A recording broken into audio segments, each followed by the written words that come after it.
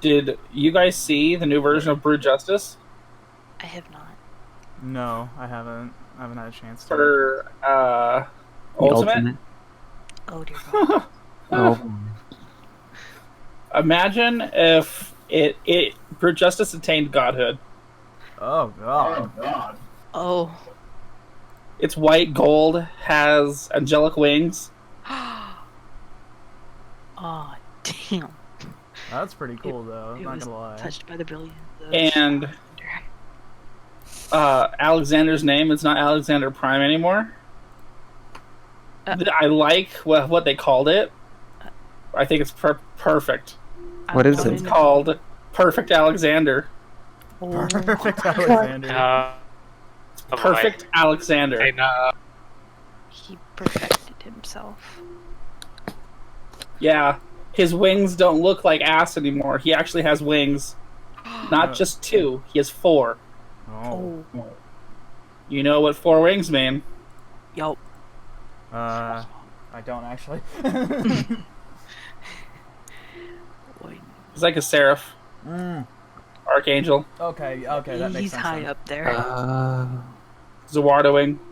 Basically, for eternity. God, Oh. that's frightening. I don't like. Oh. It looks extremely painful. Yeah, I was gonna say that sounds. Ooh. What's with the new weapons too? By the way, what's up with those? Those weapons, they're the Animas. animas. Oh. But those you get are the reward for beating Alexander Ultimate. Oh shit. So, like, the very first ones for Bahamut, those are new versions of the Dread Room weapons. Okay. For Ultima, those are the first stages of the Relic weapons. Uh-huh. For Alexander now, they're the first stages of the Anima weapons. Dear God. And because, if you noticed a pattern here, there was Raid Tier, MSQ Boss, Raid Tier. Who's the 4th Ultimate going to be? Oh god. An MSQ boss. Now, it can be one of two characters. Thornton, Knights of the Round Ultimate, or Nidhogg Ultimate. I'm going with Nidhogg. I was gonna say probably Nidhogg. Either I or. think the outcry for Thornton is a lot greater than Nidhogg, Right. because that fight, what can you do to that to make that fight even worse? But the extreme fight was literally a game breaker. Because if Yeah. one character dies, you see, You're fucked. Battle Fever has went through the Heavens Ward, and all of them gain an attack buff, and you're gonna die. Oh. I don't Just like it. one person messes up, Battle Fever has filled the Heavens Ward. Yeah. Swipe. Yeah. I don't like it. Hug a boss. Just fucking wipe. Yeah.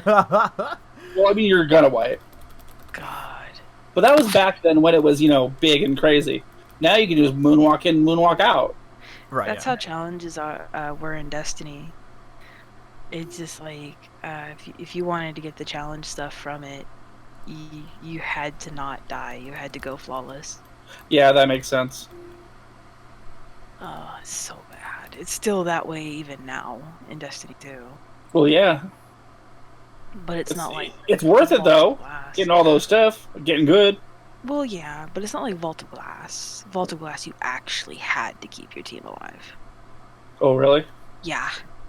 Because if you fucked up just once, you wouldn't have enough people to go in, like the end boss, Atheon. You had to have everybody in your group alive. Now, most of the other fights are not like that anymore. Yeah. Just fucking great. Walk in, have fun, walk out. Except for Hades EX. Hades EX is kind of scary. I was not expecting that, but the weapons look so fucking cool. They do. They do.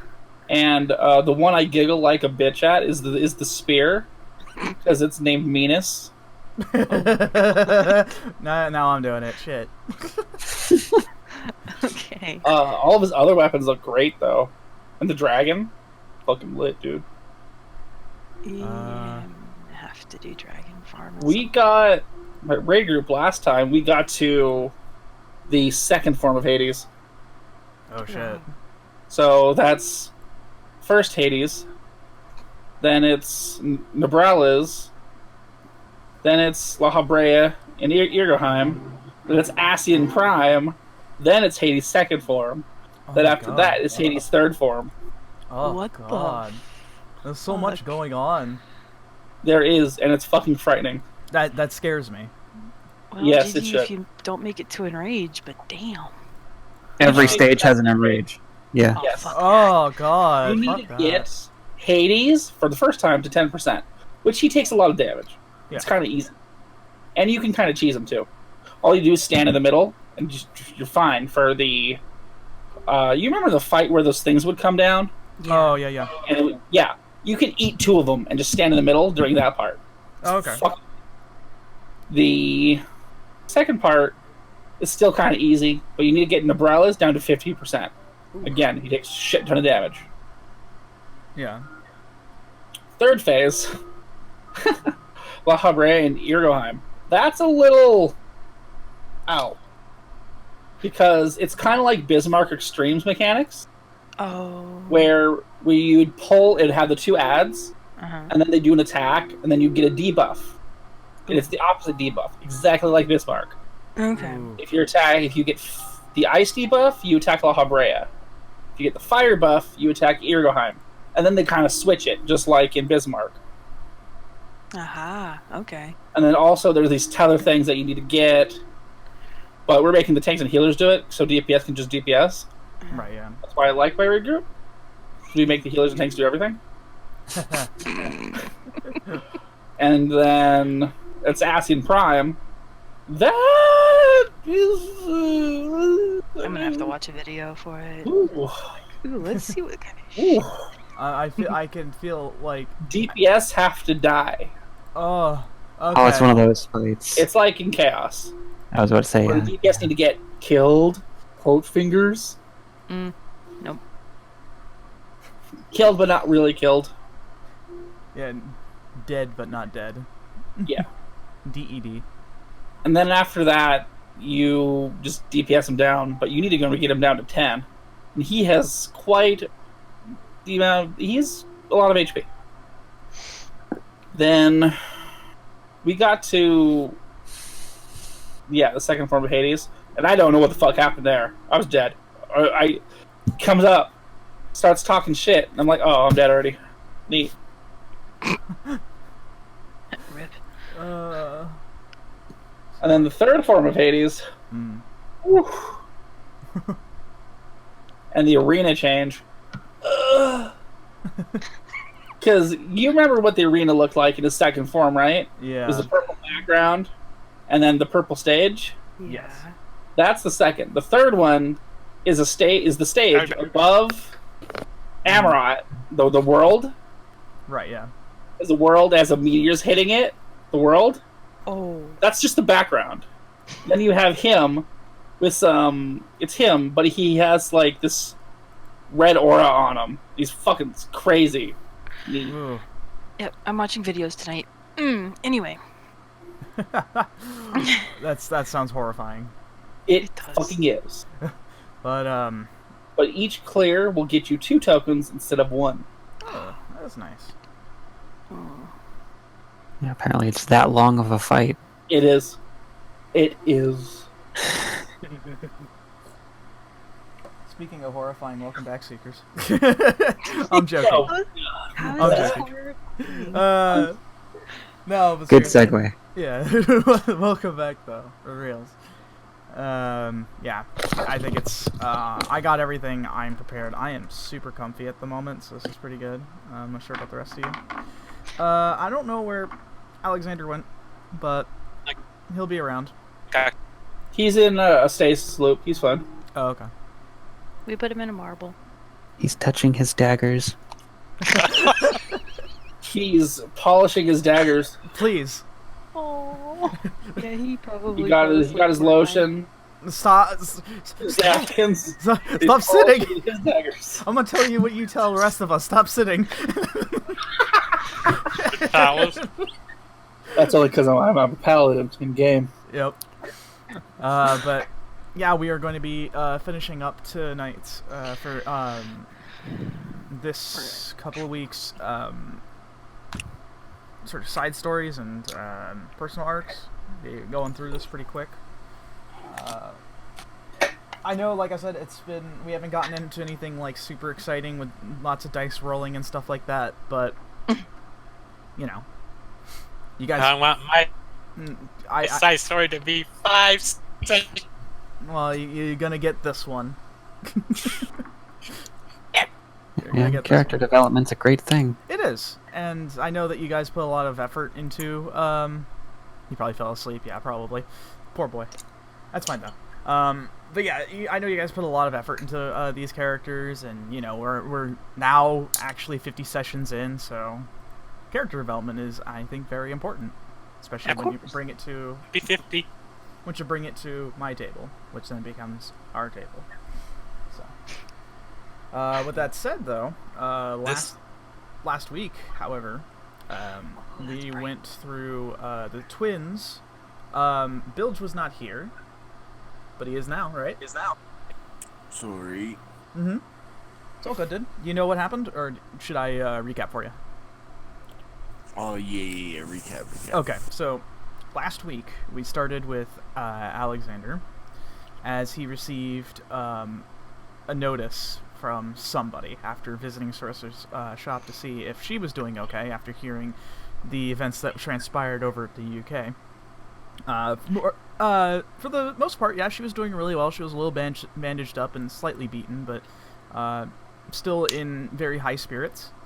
However, that one dark-skinned elf woman, the rogue that was helping out with the operations in Arc 3 in the Grand Mystic, Caitlin, she showed up right at the doorstep where Alexander was walking through and gave him a note.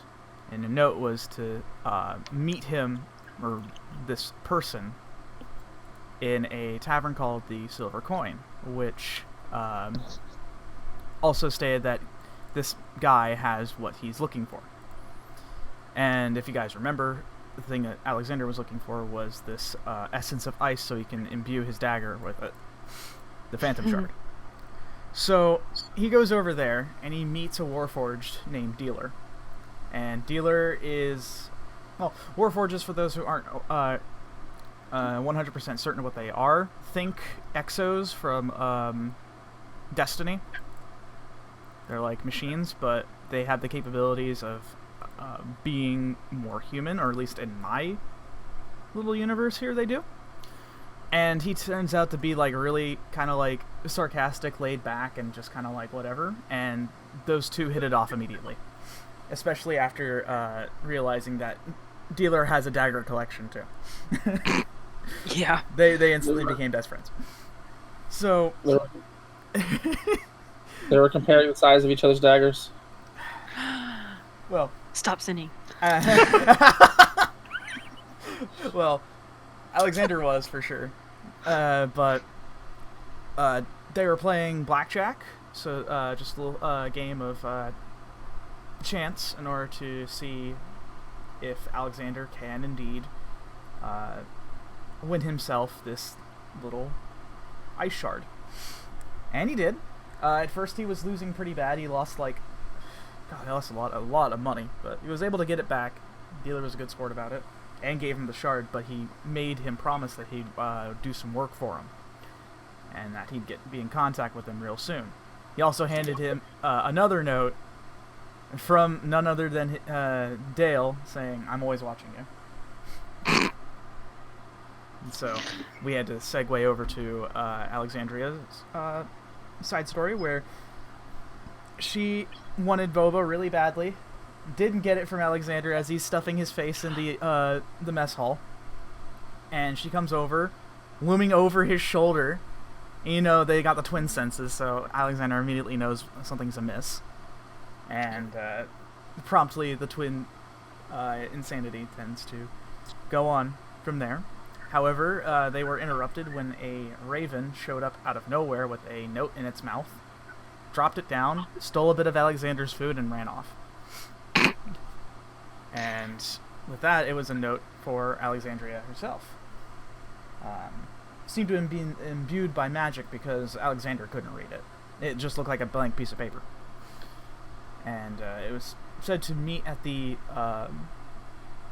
temple ward, I believe is what I called it, where all the temples for the good religions are in Dawn City. So like where Bilge and Moors go very often towards the Temple of Bahamut there. Yeah. So to meet them over there and to follow the raven. And so they did. And it wasn't just one raven, there was a bunch of them. And they found behind a temple of Lathander there was a small tomb, in which they met a new face, which was a guy that was like full plague doctor looking kind of guy. What did I name him?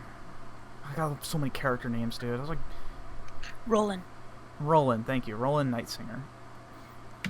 And he was with the New Order of the Raven Queen, is what he called it. And he was looking for Alexandria. And he was hoping he had the right person, that Alexandria was in fact a follower of the Raven Queen herself. In which she said, I'm not really sure, man. So she thought to look into it a little more after realizing that in the tomb that they were at lies supposedly a weapon of great power inside. And that they couldn't get through, as when they got down there, essentially all they would see was a wall. And there was no signs of switches or anything, so they just sort of gave up and kind of waited for somebody to help them. As it seems that there was a relic of a long forgotten warrior of this Order of the Raven Queen. And so the twins descend downward, and immediately they were met with the wall that was talked about, in which the wall itself became engulfed in blue flame, written in Celestial, which those two are the only ones here, I believe, that know that. Yes. In which Alexander was in full big brain mode, as he got it was riddles that they had to solve, and with his 200 IQ, he managed to solve the first one. The second one, Alexandria solved. Saga 200. And Fucking. it took some time, but the last one, Alexander did help solve that one too. So the twins together solved it, which was really impressive. They didn't go at each other. It's very interesting. However, what was waiting for them at the very end was this sword on the display. And it had these little notches and such in it, and was kind of very odd looking. And when Alexandria placed her hand upon it, the display immediately let go, and the sword was now hers. And then it sort of just drooped down until she realized, oh shit, it's not only just a sword, it's a sword whip. And she has to attune to it, but it's definitely a magic item. And which also had a note that said, remember, it takes two.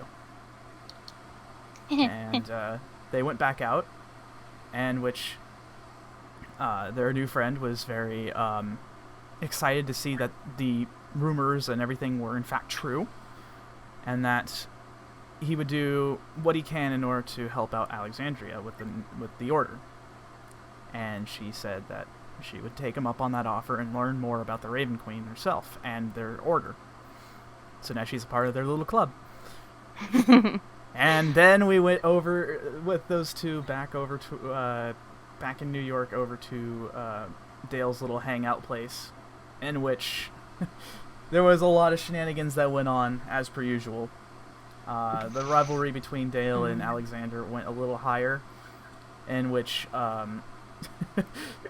Alexander decided that it would be a great idea to cut up his nice wooden tables with his dagger. And Dale said, you should probably be careful, because I heard there was, like, bears being let loose around somewhere. You should be really careful about that. And that's kind of where we left off, So while the twins are out and about and doing their thing, we are moving on to one of the three of you, being Jack, Xian, and of course Morse. So, which one of you would want to go first? Roll initiative. Maybe. Shit. I got 17. Okay. The monk spoke up first. Yeah, I agree. He spoke up first. Sure. You can go ahead, Joe. All right. That's fair. Okie dokie. So we shall go ahead and move to. I'm gonna go ahead and get the music, my little nice, comfy music going on here while I'm doing this. All right. So, yeah, it's as I mentioned, it's fall currently, so things are getting really kind of chilly. But inside the Silver Hand, everything's kind of quiet, but everyone seems to be in high spirits, especially with the holidays rolling about. And of course, you guys managing to save the world yet again. Good job. Jack. Yep. What is it that? Tell me a little more about Jack's morning routine when he's not getting like ready to save the world with retrieving the artifacts. What is it? What is a day in Jack's life like? He goes out Mm-hmm. and jammies to get ale. He eats his wheat. I'm just shitting you on you. Okay, you're He's a killing me. So he does Nah, what? he gets up pretty fucking early. Mm-hmm. Like he's a morning person. He gets his and then he goes on a little bit of exercise with his new fit old body. Yeah, the fact that you like somehow able to do the things that you were able to do back when you were in the military and doing your secret operations that you had somewhat mentioned to your new pupil Jin. I'd say Jin is probably with you and about doing the training. You're trying to help him out. Morning jog. Yeah, and which he says, "I understand what you're trying to do, Sensei, but I hate cardio." Nonsense. Gotta keep the heart pumping. No. He complains a little bit, but he manages to get it done. As you, Every heartbeat keeps all death though. you have a strange way of going about things, Sensei. Everyone seems says that. I can only imagine why. In which, And that's since day 2. so with that said, what's the training regiment for today like? You got a little bit of cardio. What else is going on? You got your cardio stretches. You got your chin ups. Oh lord, it's just the whole 9 yards today, it seems. Oh yes. Yes. All right. Anything else like related to your martial arts? It's just kind of one of those workout days. Today is a general workout day. Okay. Sometimes there is some. Right. But today, Jin gets to sweat. Like I said, he complains a little Boy. bit, but he gets it done. He gets it done diligently because he really wants to show what he's doing, and he'll, I guess, a time when you guys are taking a moment, and he says, "So, Sensei, you hear about what happened with over, across the pond over in the UK, correct?" You okay? Fill me in. Well, essentially, there was an operation against Hightower there. They were apparently trying to smuggle something around, trying to bring it back to the States, but we caught wind of it, and essentially everything went bad, but at the same time, we still got some new recruits, which is really interesting. Oh, Yeah, meet these new recruits. I haven't seen them around. I think they're probably busy either being tended to their wounds or something. I heard they didn't come back all, in one piece, but well enough. Wonder what they tried to smuggle. I couldn't say. Maybe contraband. Maybe maybe weapons. Maybe weapons. It's hard to say. Hightower was a shipping company at first, if I remember correctly, from all the information being thrown around. It's Maybe they. Maybe they're what? Maybe evil. Well, they are already plenty are evil. Plenty. I wonder who's teaching. Well, Jack, you're cutting out real bad. What now? Is it? Who's teaching the new recruits then? Well, normally it'd be one of the veteran hunters, which normally I think that would be that Kane individual that you hang out with a lot, but seeing as he's disposed of it, I heard that it was,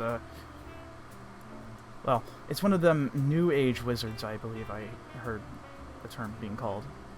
Why do I have a weird feeling about the phrase new? Well, it involves, I believe, technology, specifically. I think they call them, technomancers. You mean they make computer go? Computer what? Can they make a printer for any hassle? Probably, and they probably could make it explode. But that's just That's hearsay. cool. I don't really know what they do exactly. I heard that it's one of the veteran hunters, and I heard that there was a technomancer that was within that range. I only hear about little things. I'm still doing scout work, essentially. Hoping I can reach that hunter status soon. Gotta keep. Wonder who found these new recruits. It was... I've heard around that it was Sarissa that did it. What? Yeah. I know, it sounds strange. Apparently she does more than just make clothing. Really? Apparently. I don't get to talk to her very much, but I just know that she probably does a little more than just that. Well, I guess one here has a little bit. Dirt. Oh man, you are really cutting out real bad there, Jack. Oh. Yeah, I know. Let me give it a moment to fucking read. Okay.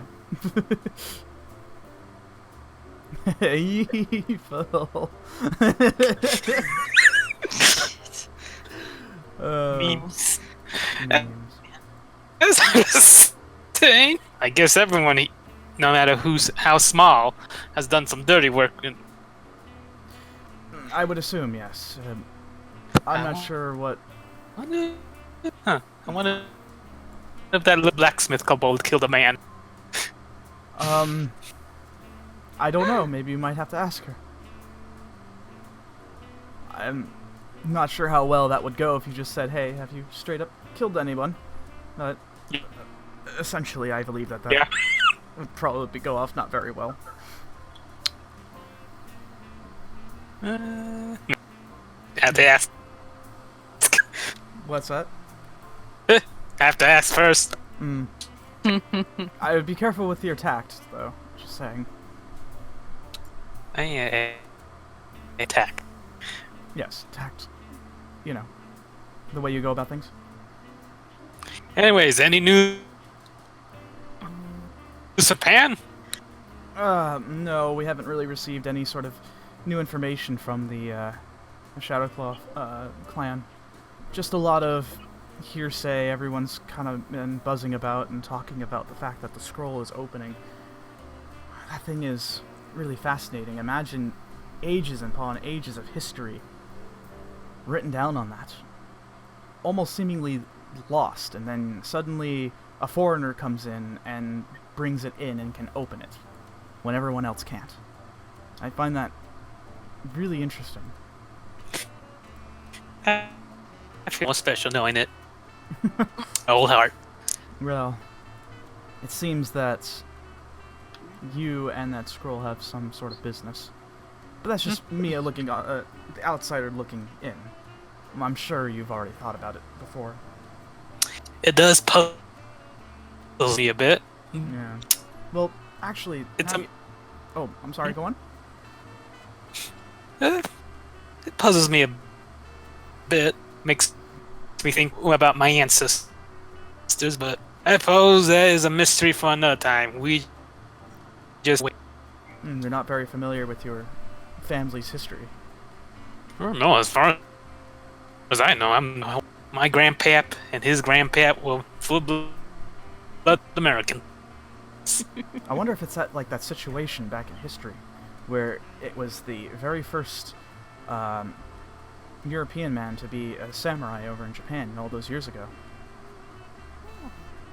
What? Yeah, it was a samurai that... Huh? It was a samurai back ages ago that was actually European. I believe his name was William? Huh. Yeah. He was a foreigner, but they took him in, and he was full-on Bushido. Shit. My grandpap was right. I should have paid attention to him. Well, these are just things that I happen to know on a lot of... To be fair, Jack, to be completely honest, history doesn't very interest me much, but it's these little things I keep hearing about. Once you're in this business and with information about the Veil and such, everything becomes far more fascinating. You seem to be like the one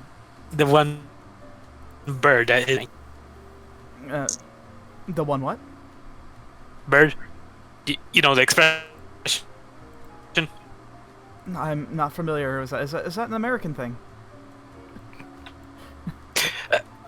Yeah, okay. I'm sorry, I'm not familiar with a lot of the sayings and the metaphors and such. Well, no, I'm sure you will get it. Eventually. Eventually, yes. But, I'm actually curious about something, Jack. Well, first, before I ask about that, I just remembered something, actually. There was news about somebody who might be involved with Hightower, sort of keeping an eye open on the clan, and it wasn't that guy with the those shades on that we met earlier. Hugo. Yeah, that guy's name, whatever it was. Hugo. You seem to have... It's bad. You seem to have this thing with him, for lack of a better term. He just stirs a bad feeling in my gut. Well, he's got Hightower plastered all over him, so I would have to definitely agree with that. No, it's like something worse. Sure, he maybe. I think he's all for himself, for the team. You think he's against Hightower then? I think he's out to fill his own needs. I think you might be onto something. It is strange that he would help us. But I still wonder why he did what he did. I don't like to be tricked, being played as a pawn. Teamwork is more important. Trust builds a good. If you can't trust, then you will never know who can pull the knife back. I hope that you definitely practice those same things with your teammates. I hope you trust them. You know, I trust most. most then. Well, I don't know how long you've been Alexandria. He sort of sits out of a crowd like a sore thumb. He blew me up with ice. Oh, I'm so sorry.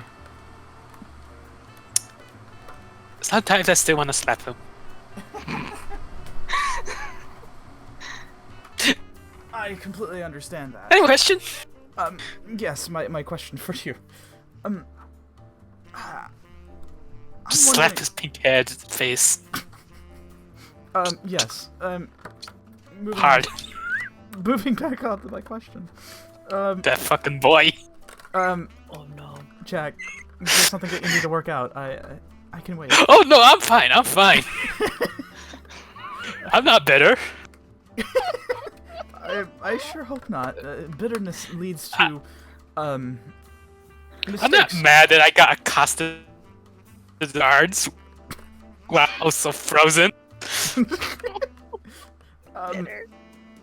I think you. Well, if you want my opinion, Sensei, and you can take it as you want, but I feel you need to reevaluate yourself on that. I hope I'm not stepping. I hope I'm not stepping out of line. Anyway, What? Nah. You're free to speak, soldier. soldier, that's an interesting way to look at it. But actually, that does bring me to my question about you. We've worked together for a little while, and you've been helping me out and such. I'm very so grateful for it, but I'd like to know a little more about you, the person. Oh. Not you as a seeker, but you as a person, Jack. What was your time like back then? I wasn't of peace. Back when I probably was your age, maybe even younger, I used to fight good old America. And what that got me? PSD! Yay!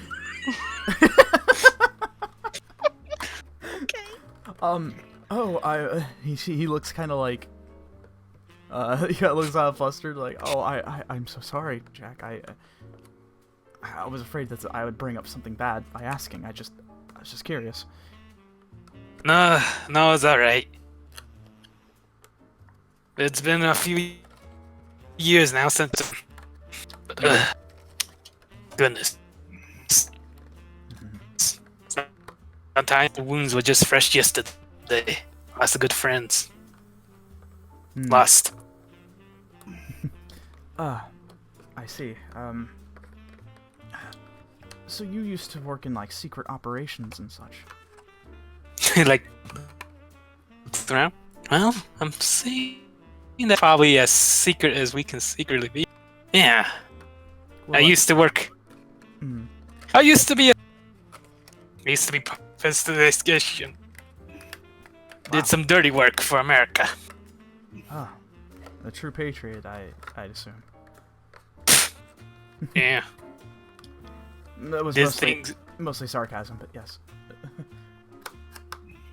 Am I not doing that right? Am I not getting the sarcasm thing right? I don't know how that Kane guy does it. It's like living sarcasm. Let's just say he's just naturally talented. But yeah, Apparently. not sure how many beans I can spill, but I can say for sure. America's not as squeaky clean you like to think, kid. They like to get their hands dirty and other. I would assume so. I mean, we are in a secret society filled with people that are essentially working for the world, not just America itself. We just happen to be in that branch. That's what I like. You're not just doing it to gain an advantage over this country. You're doing it for the people. That's what I can respect. Of course, yeah. That was the vision that the commanders all wanted, including Evans himself. When they took over, you know, every commander needs to step down every once in a while, but there had been one change as of recent, if I remember correctly, and that was towards the European branch. Evans has been doing this for what seems like a while, at least that's what everyone has told me.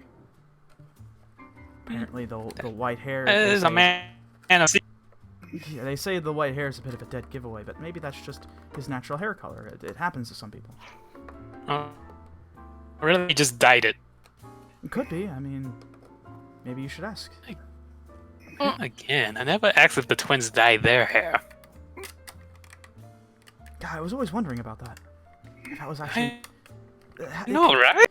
It can't be naturally pink, can it? I don't know. You should ask them. Pink?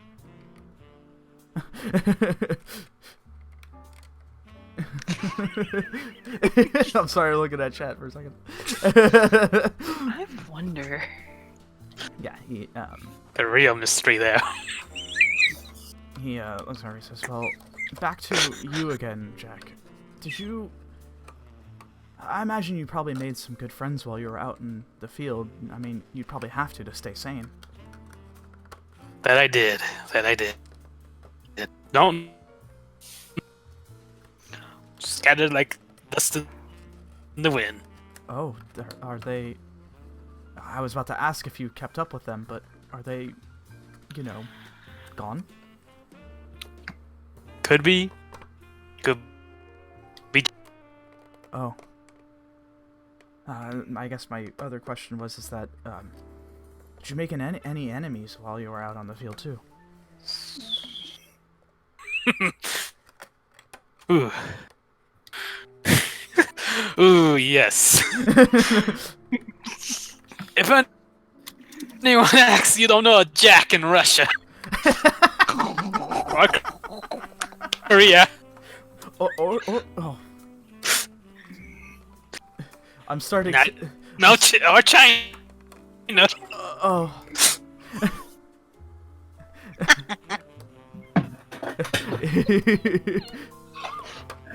He just looks kind of like shocked as you say this. I'm like, I'm starting to wonder if bringing you to Japan was a solid idea. Nah. I mean, I believe that.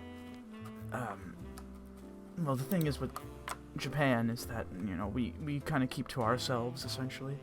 We just do what we need to, and we don't have anything against foreigners and such. I just happen to know that the clan that now we're associated with is very heavily against foreigners.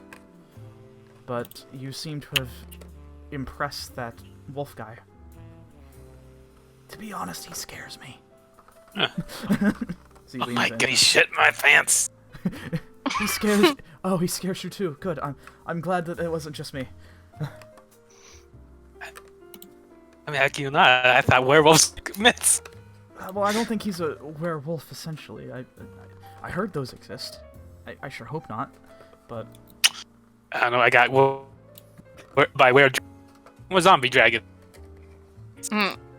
Zombie. It wasn't fun. oh, from when you were in the big hotel. Yes, I heard about that. That's Should almost seems inconceivable. Something like that could happen. I guess that's when you play with fire. And what I mean by that is with the artifacts themselves. Yeah. Makes me kind of wonder. Of all my fear as a spy, never once we caught whiff of the veil. Yeah, it seems to be for eons. Yeah, I was about to say, that seems kind of strange that you would, be able to go out and about like that and essentially not see a thing. Nothing out of the ordinary, nothing paranormal. I find that's At least, as far at least nothing up. Well, I don't know really how the veil works, essentially. I just know that if one is to see something indefinite, like something out of the ordinary that's not part of the mundane, that's supposedly when the realization point hits. At least that's what I've heard. I can't confirm that. I had a very boring realization point, essentially. Oh, really? Yes. I guess it wasn't. Well, I mean, it boring in the sense that it wasn't exciting like yours, where you suddenly were faced with the dragon. I had spirits. Excuse me? Yes, spirits. Ghosts? If you want to call it that, yes. Ghosts, spirits, spooks, booze. I'm not sure about that last one, but yes. Yeah, I went through a whole mall, so, not sure if I can call that more Well, like, still have not it wasn't like the spirit that I up the saw. penguin. Wait, I'm sorry, something about a penguin? Yeah, love your Mac. No matter how dumb they are. Sometimes I just really want. Otherwise, they turn to malevolent suicide items. He just, like, kind of looks awestruck. Like, not sure if you're bullshitting him or if you're telling this incredibly spectacular tale of evil mall mascots.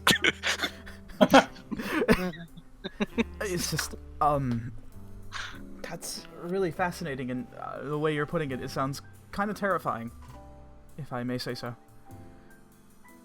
Like me.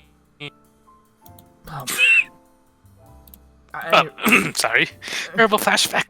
I'm so sorry for bringing that up, but yes, my encounter was not exactly bad. It was actually very enlightening and kind of good, and then I started seeing the world for what it was. Well, what? I'm sorry? I said, what were these? Wait, where is what? What were these Spirits. spirits? Oh, just people apparently that used to live in the same house that I did. Years and years ago. So they weren't malevolent or anything, they just couldn't move on. And which is very lucky for me, because I'm not sure if you know about some of the legends that we have back in my home, but back in my homeland, the tales of spirits are indeed quite frightening. In fact, I believe you Americans are very, very frightened of those things, and with good reason. I mean, you've heard of Heard his uncle. Wait, what? Have you ever heard of the hide behind? Hide behind? Still gives me. It's a You're cutting out real bad again, Jack. Oh no. Yeah, I know. The hide behind it. That's just. Mhm. Well, it's a monster that no matter what is always hiding.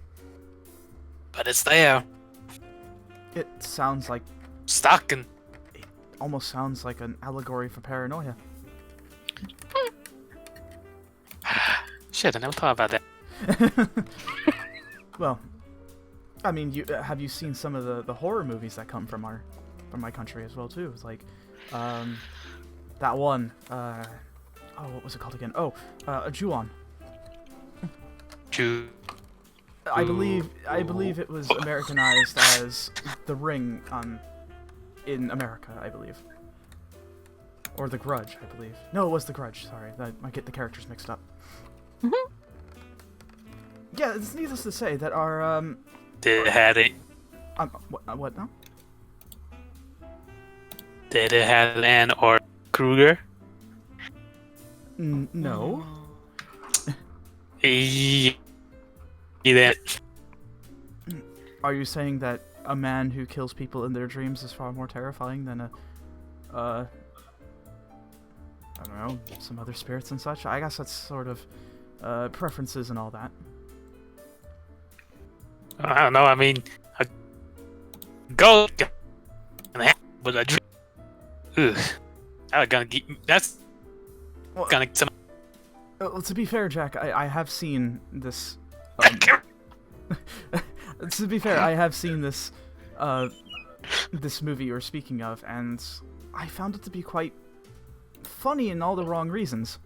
It's something about a line, something about "Welcome to Primetime, bitch." I don't understand. It's not that. I don't find that very scary. It's more hilarious than anything. I guess it's a matter of taste.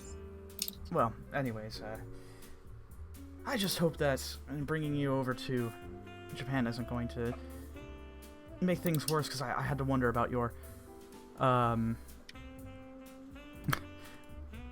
past, essentially. I just know that there are a lot of really evil people out and about, but actually, going back to what I was saying about before we got sidetracked on that Hugo character, it seems that there is somebody else within the corporation scene. In fact, I think he might actually be more renowned as a criminal than anything. Just keeping an eye out for the clan, essentially. I don't know.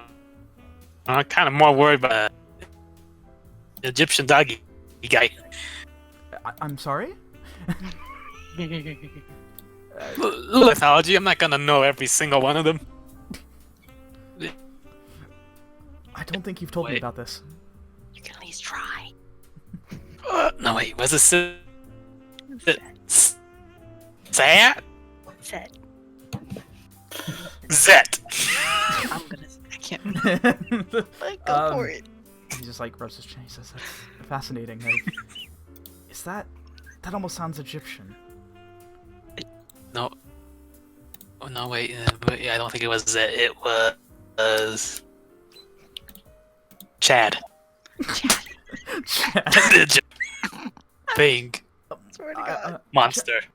Jack, sometimes I feel like that you're stringing me along for these fantastic adventures that never actually happened. But no, I totally dog-based thing, monster. Are you sure that it wasn't just... Yeah. Leans his head back, like, okay, yes, well, I suppose that there might On be... the tip of my... I guess there is a god named Chad. And I suppose it's not just within the party scene. Oh, I don't know. This is... I make a joke because it seems to be the fact that in every single party scene there's always a Chad. I never quite understood that.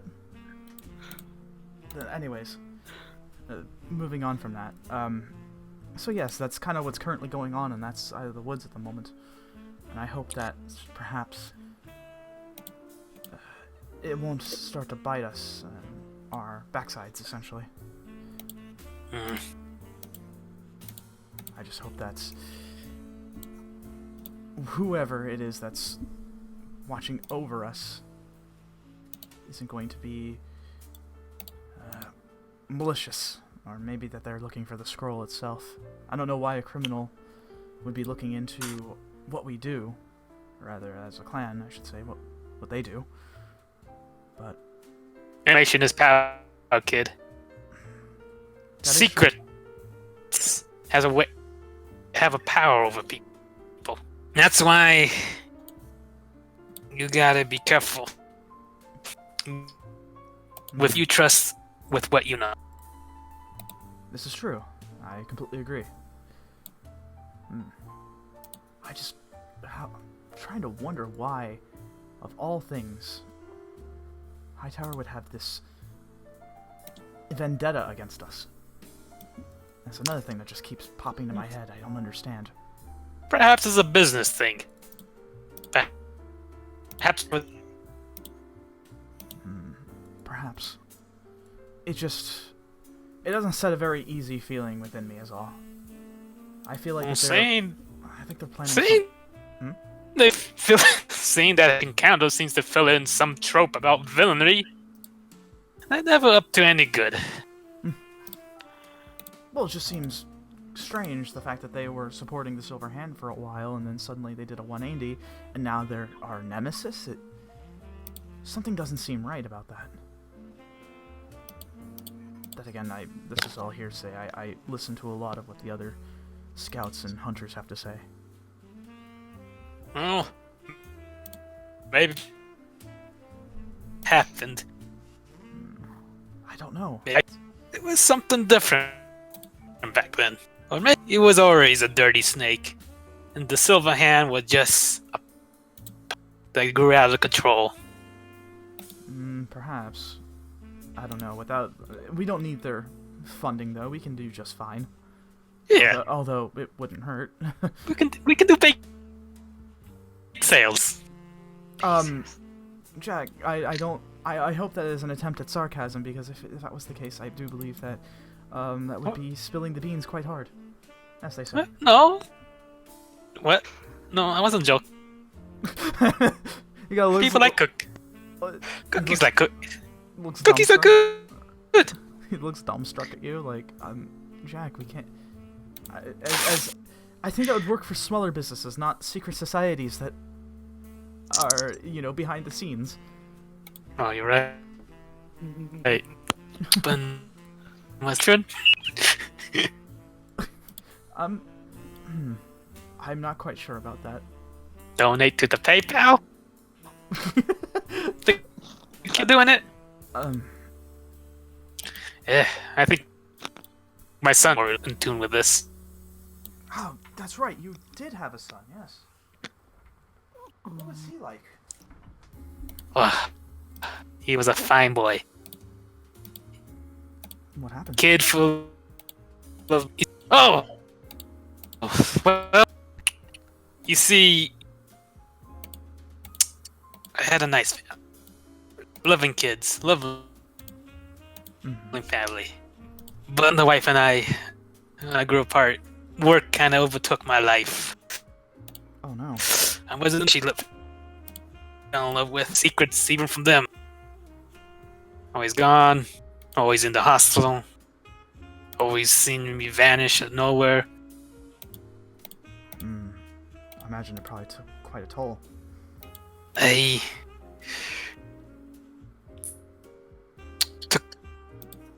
Yeah, I just would like to see my son.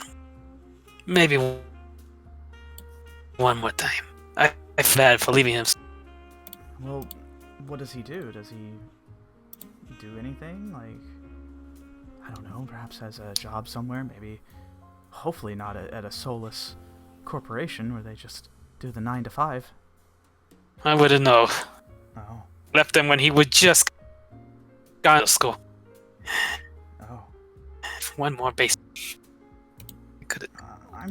I'm sure you'll see him again soon.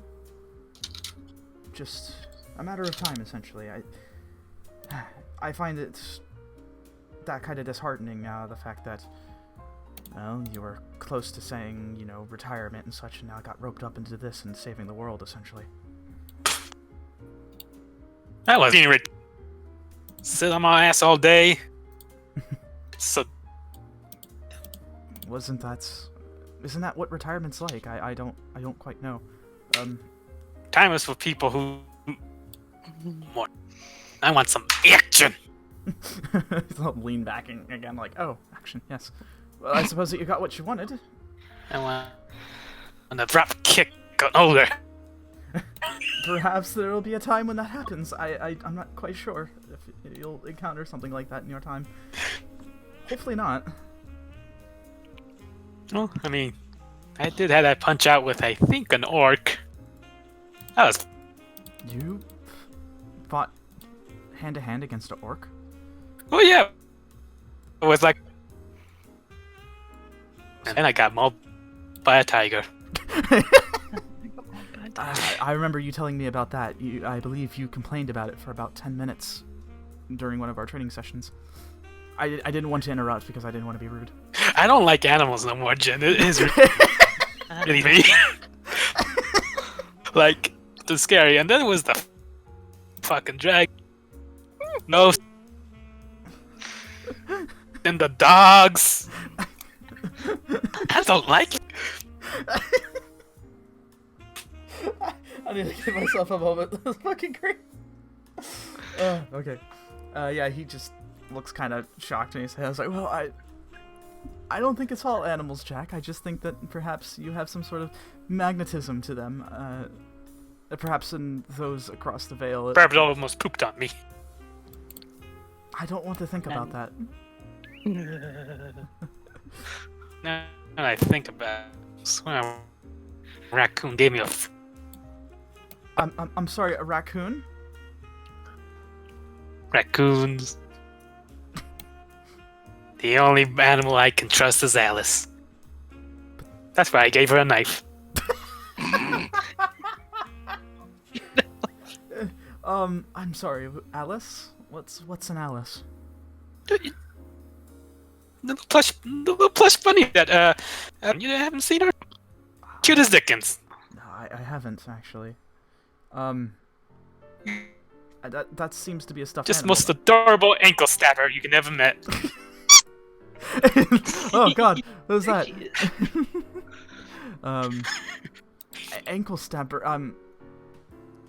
so what you're saying is the stuffed animal is animated, it can move on its own?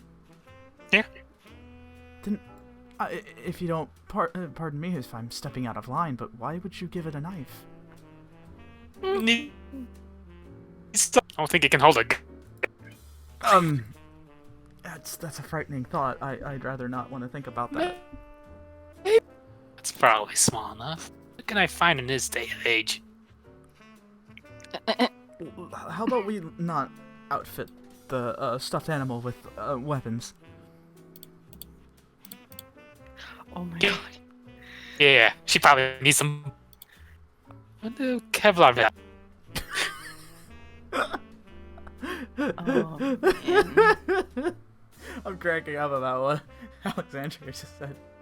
This is the gun spiritual weapon revision. Jin just seems kind of just like about what you're saying here. He says perhaps a vest on a small stuffed animal seems a bit, I don't know, excessive. What? Do you want her to lose the stuffing? What if a How about making sure that the poor thing doesn't get into combat in the first place? Just a thought. But she's small and Yes, exactly. that's why I gave her the knife. I won't question your method, Sensei. It One seems day I will smile when she finds the tendon. No sassy. You should train Alice too. I'm quite afraid, Sensei. What, funny? It's She's harmless. For now. that seems to be the problem about why I'm frightened by your what you're saying. But hey, she's part of the team.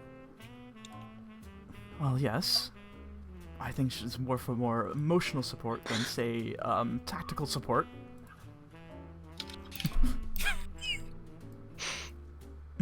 You're imagining Alice strapped with a sniper scope, aren't you, Jack? Actually, no. You gave me the idea. Oh no! It seems that your influence is contagious. Perhaps it's. No, you're right. It's a dumb idea. But I'm sorry. What? ooh, maybe even some poison. Yeah, she can just sneak in. I'm sorry. What were we supposed to do? Something I forgot. I was just asking about you, but I'm glad that I was able to spend a little bit of time to get to know you a little better. I believe that it's best that we get back to our routine now. And Sure thing. And not think Maybe about... something on rain. Right. And perhaps something hopefully not related to stuffed animals stabbing people in their tendons. Nah, it's only train. But maybe the field. Still frightens me, but anyways, you're the one training, so I can't argue with this. Yeah, I know. No, it's a cool idea.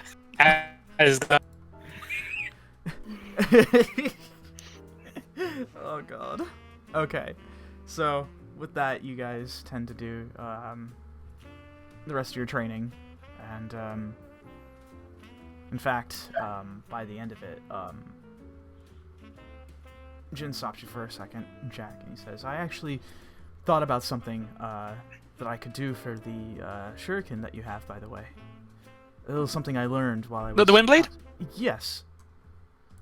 Oh shoot! Shoot! Well, let me take a look at it, and you go ahead. Takes out. Yeah, you're gonna hand it over. Finger, and then hands it him. Sharp. Yes, if you stop twirling it around, that'd be great. I need to grab it. Let me just let me show off. He just sits there, arms crossed. He says, "Whenever you're ready, then, Jack." Alright. Juggles a bit, then catches it after I tossed and just hands it. Alright, perfect. Here you go. So he then splits the blades apart. Got your directions, your top, bottom, left, and right. And on one of the blades, he pulls out a little tool where he starts to inscribe something on it. Oh, what's that thing? This should probably help with your abilities, Jack. And Uh-huh. something that could possibly give you an edge. It was an idea that I had when we were out visiting the clan. Something that I thought about. The Shadow Fangs actually work, of course, as their name implies, in the shadows. And something to help you sneak around a little more should probably be very helpful. But I also had an idea about what if you could obscure the vision from a distance. Uh-huh. And with this inscribing, I managed to come up with something that could possibly help. In fact, strangely enough, it was some of the information that came from the scroll. Don't ask how I was able to get to know that knowledge. He begins to... Mr. D. Yeah. Yes. How do you know? I don't know. Well, I mean... Why are you asking me? Because you are the all-knowing. I know, but am I going to tell you? I can't. No. People says you're fucked. What if I give you one go? One corn chip. With that, Jin is done, and you can see that there seems to be some sort of it seems to almost look Japanese, but it take on closer inspection just by being around in the within Japan itself. You see that the language is actually a little bit different, which actually matches with some of the things you saw on the scroll itself. It seems to be a sort of byproduct of the language. Yep, And that is totally not Chinese. It most certainly is not. It's actually sort of an Eastern version of runes, essentially. And he says, with this inscribed, and then this is the desired effect on blade, you could, in fact, throw this out and cast darkness on it. And it should only...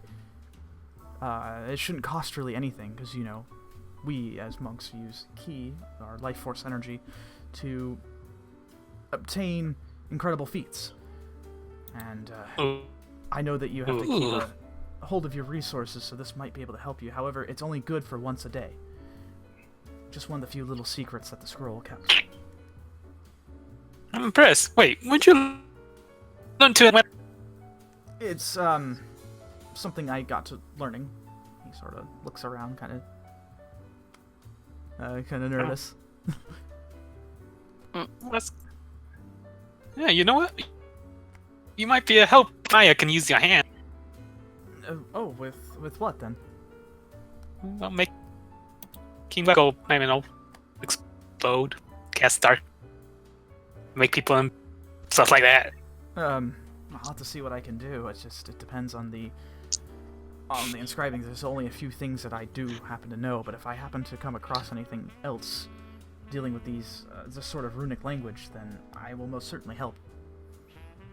But yeah. If Thomas were here, he would probably maybe for arm demon thing. I've heard that he has a pretty interesting imagination when it comes to weapons. Although giving that to him might prove to be kind of dangerous. But this subtlety is indeed the name of the game here, and I hope that you will get some use out of it. Oh, definitely. I'm just gonna shut up with this. Just remember, once a day. Once a day, yep. Make it. So, out of character, Jack, make sure you add this to the windmill shuriken for any notes that you may have for it. Okay, let me just pull this up. Let me just go to my camera machine and go to the blade. Wait, what? Let me call it the darkness shuriken. Ah. What? Yeah, I'm gonna call it the dark shuriken now. Okay. Okay. So with that said, Damn it. All right. So with that said, yeah, the this little extra thing you have once per day, you can cast when you throw the windmill shuriken. You can use a bonus action to cast darkness on that area. However, the darkness is not as, say, advanced as your normal darkness that you use your key points on. Hang on, let me double check to see what the range is on that, unless anyone can tell me right off the bat. Not off the bat, no. I believe it was like 20 feet. Hold on, let me double check that. I'm trying to find it. Darkness. Darkness. Yeah, darkness spell. The range is 60 feet. Oh, it's a 15-foot sphere, radius sphere. Instead of 15 foot, it's 10 foot, so it's a little weaker, but still does what it needs to do. However, the duration for it is not very long. It's like a minute. I mean, It's so you kind of assume this is pretty good for ambushes. I'm pretty sure I'm fine. Yeah, so remember that. I shall put it. I have ingrained it in my brain. Mm. Did it hurt? Okay. Slightly. All right. He was honest. So with that, that'll be the end of Jack's side story. Yay. You got a little something new out of that. Got to learn a little bit about. We got the. We got. Yep, we got to know a little bit about the man himself, so it's good. I was hoping to get a little more information as a DM out of that, but so I may just resort to asking questions out of game. Sure. But And I totally won't pull more information out my ass out of his backstory. see, that's the fun improv. But now that you said it out here, it's canon, so careful what you say. There you go. Anyways, moving on to the other. You can whistle. That's canon. Okay. Not sure how that's important, but sure. It's not. It's not. Alright, so, Xian Ravenloft, which one of you two want to go next? Roche initiative. Okay. Let's roll. It's not much. Oh, you want initiative, to so- go next then, Moors? He spoke up. Yeah, I'll go. Okay. So, Moors. During the midday, I should say more like early afternoon, I should say, when you return back from the whole thing. Actually, this is going to be more like a couple days ahead. So, yeah. Okay. Just getting my timeline straight. Anyways, a couple days ahead. You actually get a message from Zach Caldwell, the man who's helping you fix your bad blood. Messages saying that it would be advantageous to go ahead and strike while the iron's hot and try to find that medicinal flower that he was talking about earlier to make sure that your the symptoms of the Crimson Curse doesn't come up. I'll look at my phone. Hmm. Yeah, I'm gonna text him back. Say yeah, sure. Just give me the location. Okay. And he sends you a couple coordinates that lead into kind of somewhat nearby New York, but there is a forest towards the deeper parts where like the Great Lakes are. And he says, around there, I believe, is when I heard last from some information, some sources of mine, that there was the medicinal flower. Make sure you show up. If you need to, bring anything that you usually do with missions. We have to make sure. I heard that high tower was nearby. Just to be on the safe side. I just say okay. Okay. Just okay. Okay. Okay. Alright, so Yeah. how do you get there? Do you... I imagine with Moors, it's not with flying since he hates that. So it probably... He's taking the Bahama mobile. Oh yes, the the Prius. Yeah. Yeah, Prius. The Prius. Okay, yes. Alright, so yeah, you get into the car and you begin your drive. And it takes a little bit of time. Roll me a flat d20 just to see if you can follow the directions well. Maybe, hopefully you don't get lost. It was like, I just grabbed my case. I'm like, where the fuck did I put it? Oh shit. I got it. Okay, no worries. Take your time. Oh my god! What did you do? I rolled a 1! Oh my god! Off to a wonderful start. How did you get in the ocean? This is not Shit. where. This doesn't seem right. Yeah, you go in the complete opposite direction, whereas you kind of realize that you took that wrong turn on the highway, and you're like, oh shit. And you waste a good amount of time. But luckily for you, you were able to turn back around, kind of finagle your GPS. Like, okay, fine. I'll rely on technology, but it'll be fine. And you get there. It takes a while, though, as you manage to park in a spot where there's a little spot, and so it seems to be a little small park here, but you have to go further towards the back. It's almost similar to what where you guys were up in Canada when you were trying to get Thomas. And but it's still pretty cold out considering that it's autumn. Oh, So it's I kind didn't bring a jacket. Fuck. Yeah, so as a tiefling, you're probably not having a great time. And, No. with that said, you do kind of start heading towards the forest, and you see ahead of you Zach, as he seems to be working on something as he was waiting for you. And he looks back and he says, "Oh, there you are. I was wondering if you might have gotten lost or something." No. I got ambushed by Hightower. He kind of looks and he says, "While you were driving?" Yeah. He just sort of squints his eyes and he says, "Okay. I didn't expect them to be that bold. But hopefully, if it was the case, perhaps No, it was. perhaps then that police will see it as just sort of a freak accident. Anyways, what's important now is that you're here."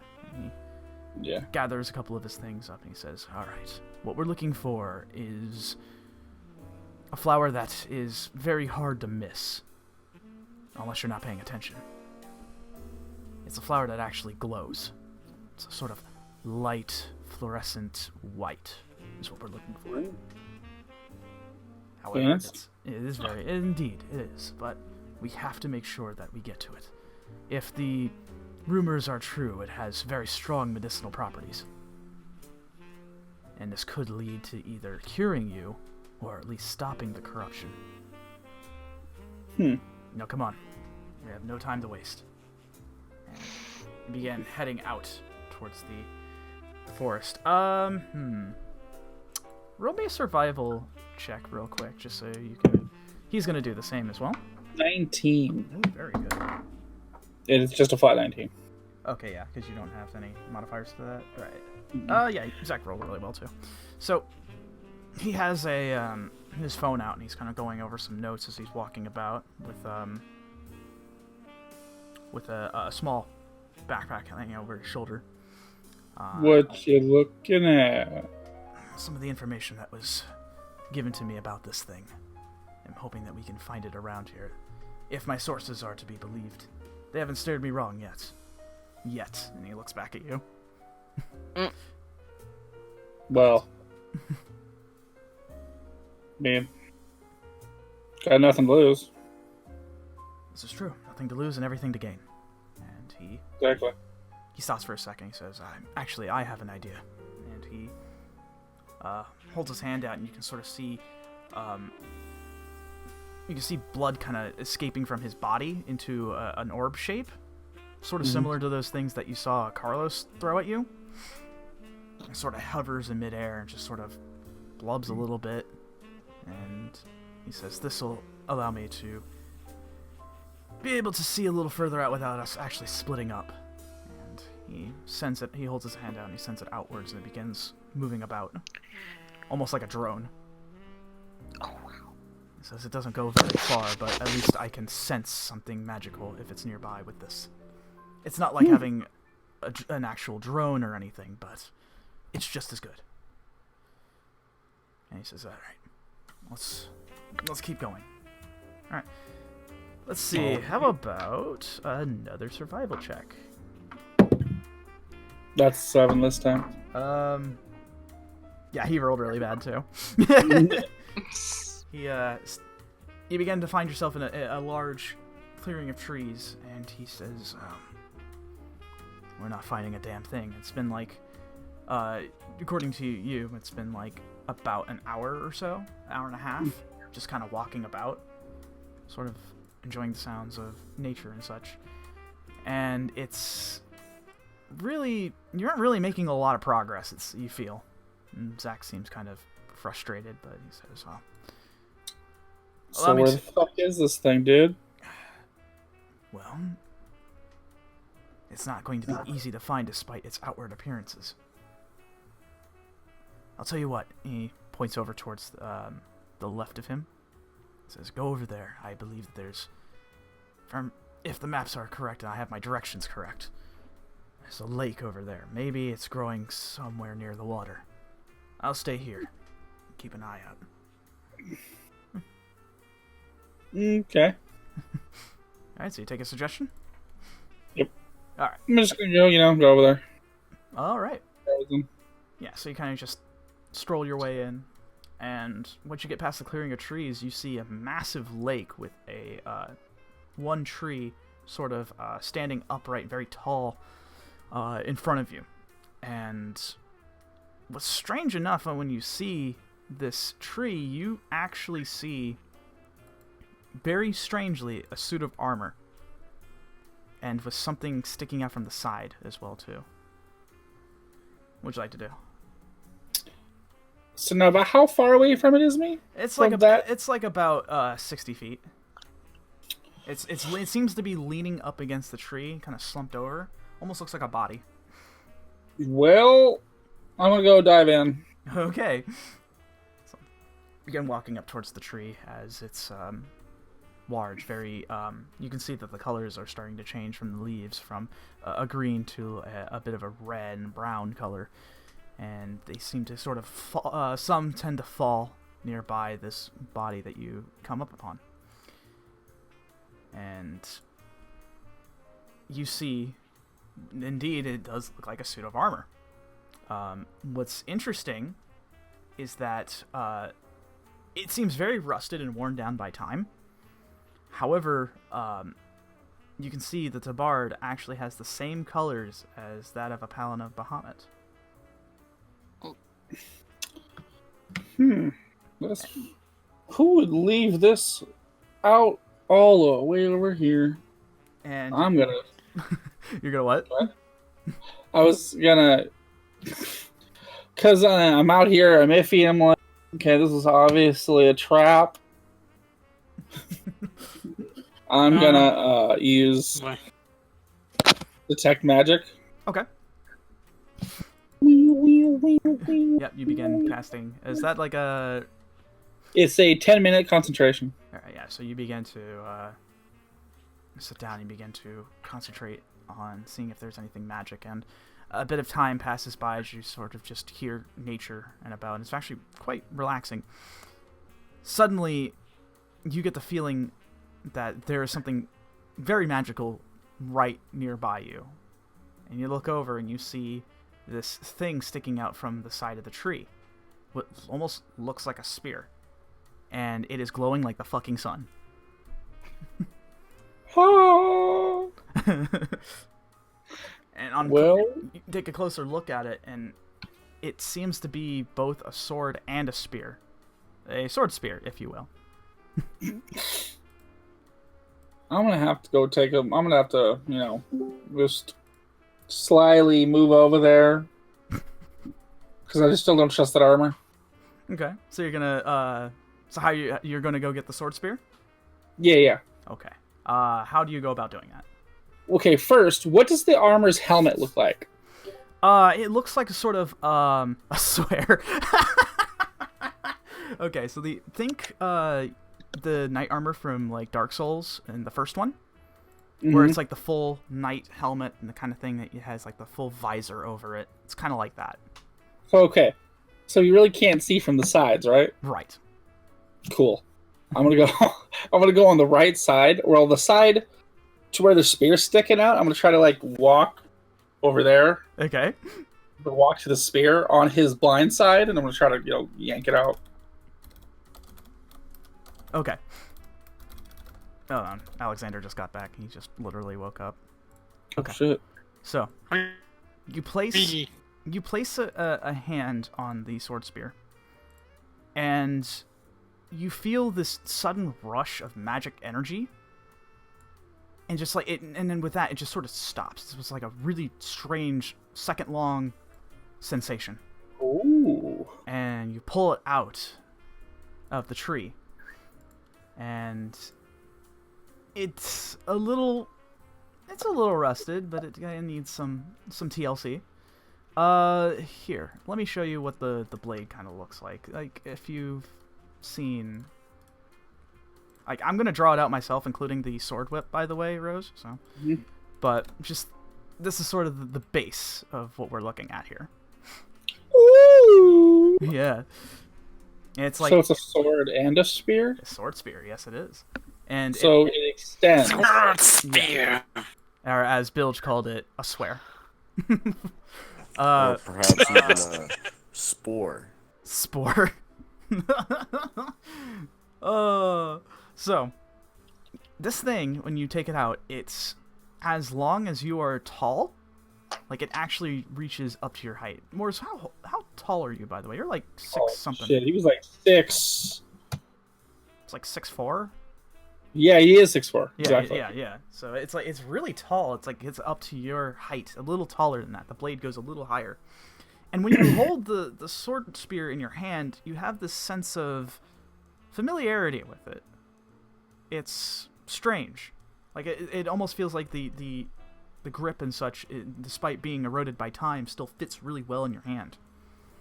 And suddenly you hear a voice call out to you, "Hail!" What do you do? What do you do, Morris? What? Huh? You heard a voice call out to you, "Hail!" Hi. And you feel that the magic presence in the spear is trying to get your attention. Oh no.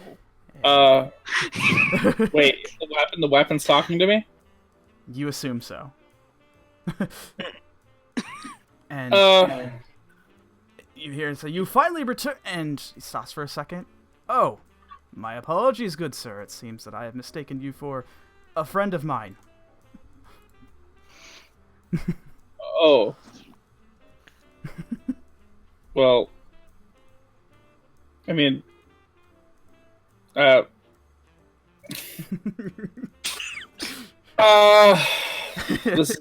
I'm sorry. I'm not used to talking weapons. Who is your friend? And Is it this guy right over here? he says, and he you can almost feel like it's looking that way, and it says, I don't remember. I apologize. It has been so long. Been laid dormant for years upon years. This body here does not ring any bells for me. I apologize. Mm-hmm. Oh. Well.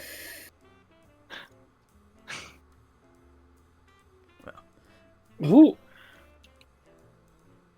You speak. Wait, was that?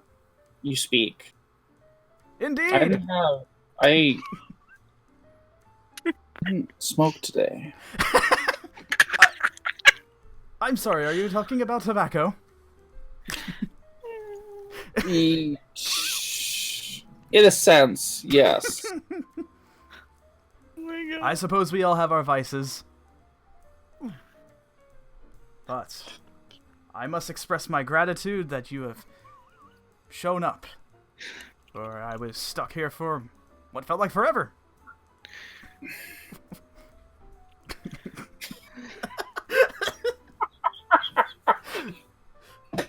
Tobacco? He comes from a different age, what can I say? So, And you almost feel like the magic sort of welling up within the spear, and he says, wait, are you by chance a paladin, good sir?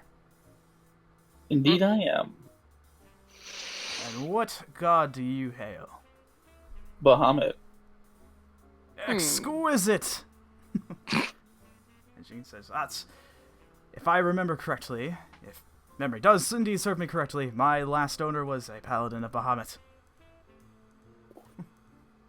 But somehow... I look at Armin. Huh. Somehow I ended up here, stuck in this tree for what feels like forever. But now you're here. Yes. Huzzah! Huzzah indeed. Tell me, friend, what is your name? My name is Moors. Moors. It's a fascinating name for an individual such as yourself. Indeed. Well, Moors. What is your name? He, it Weapon. sort of just stops for a minute and says,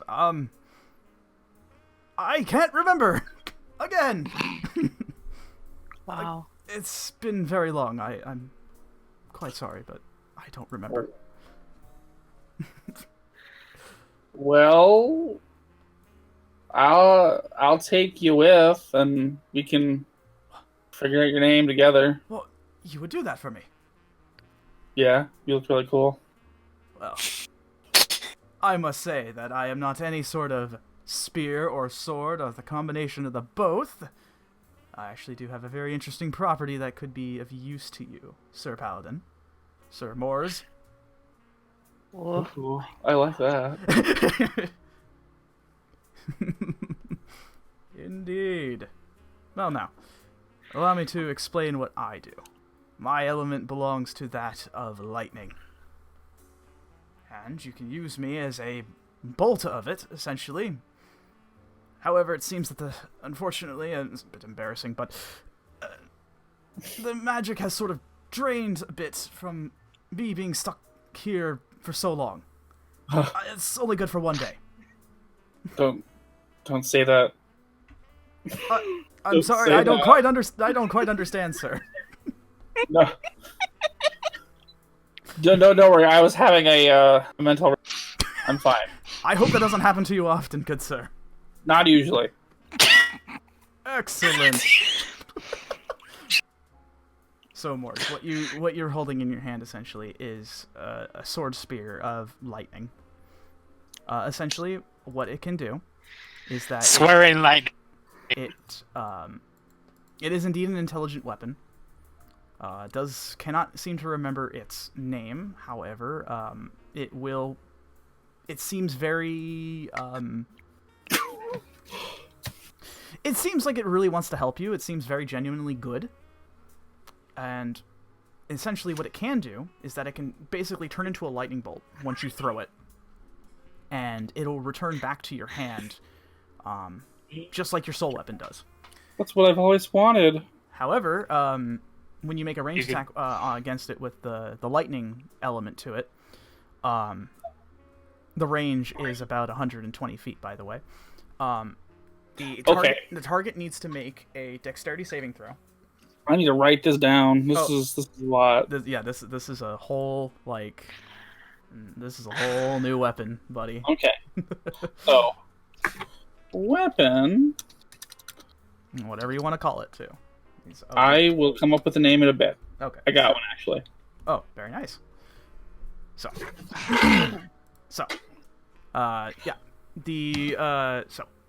think of it like a regular lightning bolt. So forming a line of 5 feet wide that extends outward within 20 feet. Each creature in the line, excluding you and... Now, it's a line attack, right? Yes. So think of it like the spell Lightning Bolt. But it's from a spear. Oh. And with that said, it'll be... it's not exactly the most powerful, but it will do what it needs to be done. It's DC Dexterity saving throw of 13. And on a failed save, it'll take the full brunt damage of 4d6. Damn. It's the the magic has definitely eroded over time on this weapon, but it still holds an incredible power. But it's only good for 1 day. And on the break of it cannot be used again until that property cannot be used again until the next dawn. However, it can still be used as a magic weapon, which means it can be used as a longsword essentially, or a spear, whatever you're choosing. So you can either do slashing. Oh, so it either has the properties of a longsword or a spear. Yes, it can be either or. Okay. So that means you can do slashing or piercing. Longsword. Longsword's like 1d8, but since you're using this thing with 2 hands, it has to be like a 1d10. Okay, so slashing, 1d... And piercing. And the piercing, would we say it's the same? Yes. Okay. It just has versatility to it. Neato. It's very neato. So, now that you have this sword sphere within your hand, he says to you, I shall accompany you and smite down our enemies tenfold, or at least the best that I can do. Yes, is my favorite thing to do. That it seems we are of one mind, friend.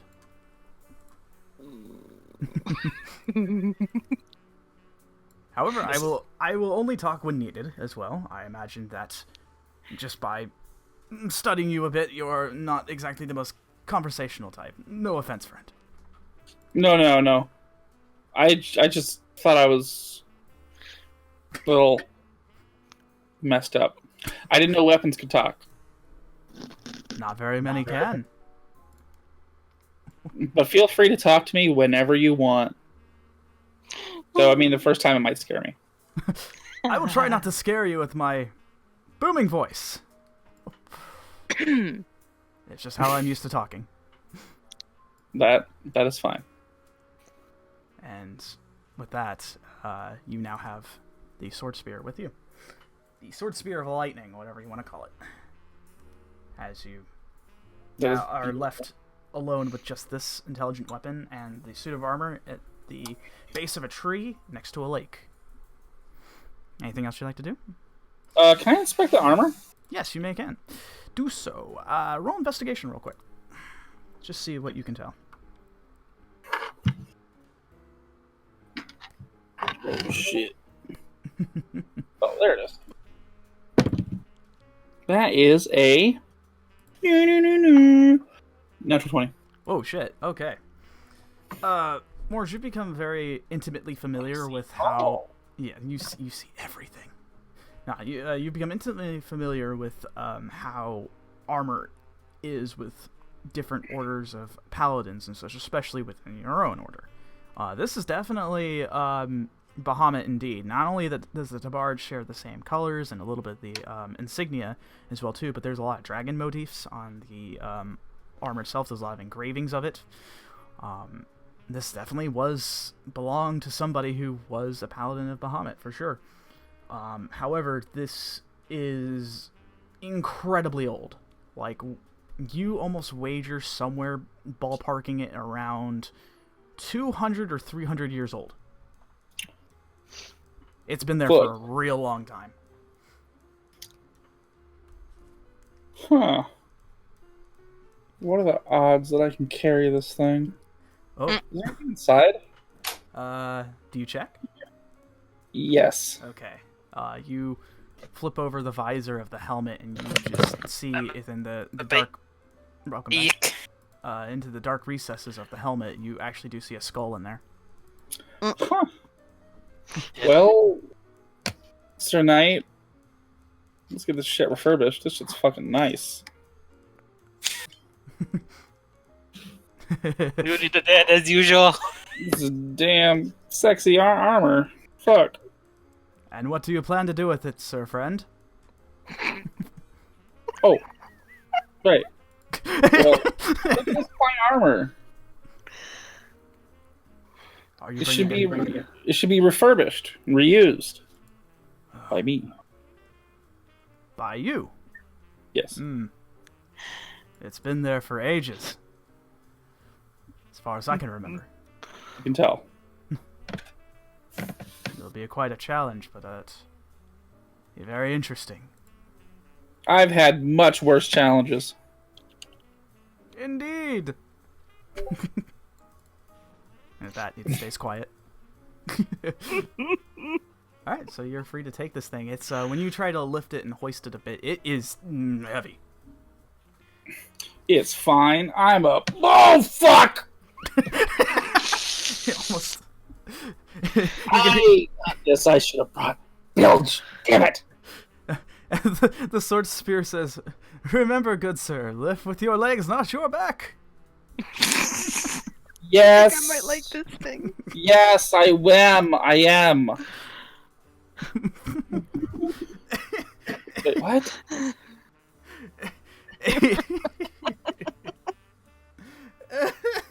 Came for a flower, found a talking fucking sword. Wait a minute. Wait a minute. Why am I carrying this myself? I'm that blood guy. He'd be useful in more than one. I'm gonna call him. Okay. Okay. So you're gonna call Zach? Yeah. Okay. He answers the phone. Moors, you're only about, I don't know, about 150 feet away. What's the problem? Found something really cool. Cool. I Not hope the I... photo. Oh, that answers that question then. Almost better. Not really. Not really. Alright, I suppose you want me to take a look at it then. No. I need your help carrying it. I'm sorry, carrying it. Yeah. Just stops for a second. Alright, fine. When you see it, you won't be sighing like a bitch. Wow. Alright, fine. I will be there. Momentarily. And he Okay. hangs up. And you can see him coming out from the clearing of trees, the unmistakable blue streaks in his hair coming into view, and of course, the gray and blue color of his outfit as well. Very unmistakable. And you can almost tell by... you're not really sure by his... Like, he seems to be a very almost expressionless individual. You can't tell if he's looking at you or, like, with a little bit of anger, if he's just got resting bitch face syndrome. But he just comes over and he looks over at you with the armor and he says, "What? Where did this come from?" Right here. Literally right here. It's been there, you're saying? Yeah. Yeah.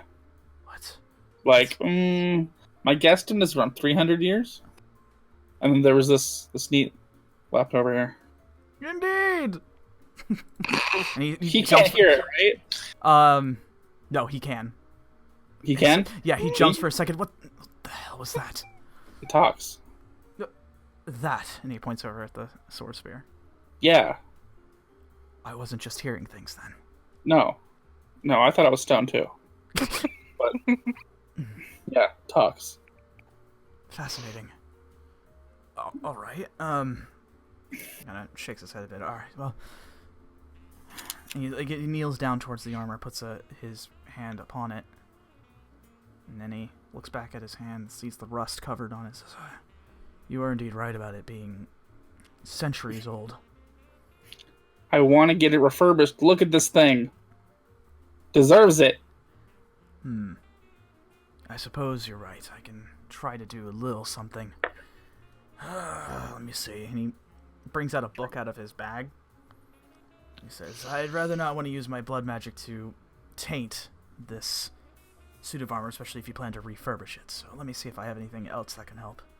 He starts flipping through his book. He says, perfect. Levitate.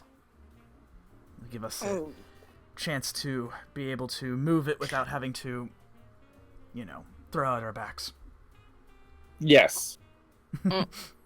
Which I hope you just did not do just recently, and that's why you're calling me.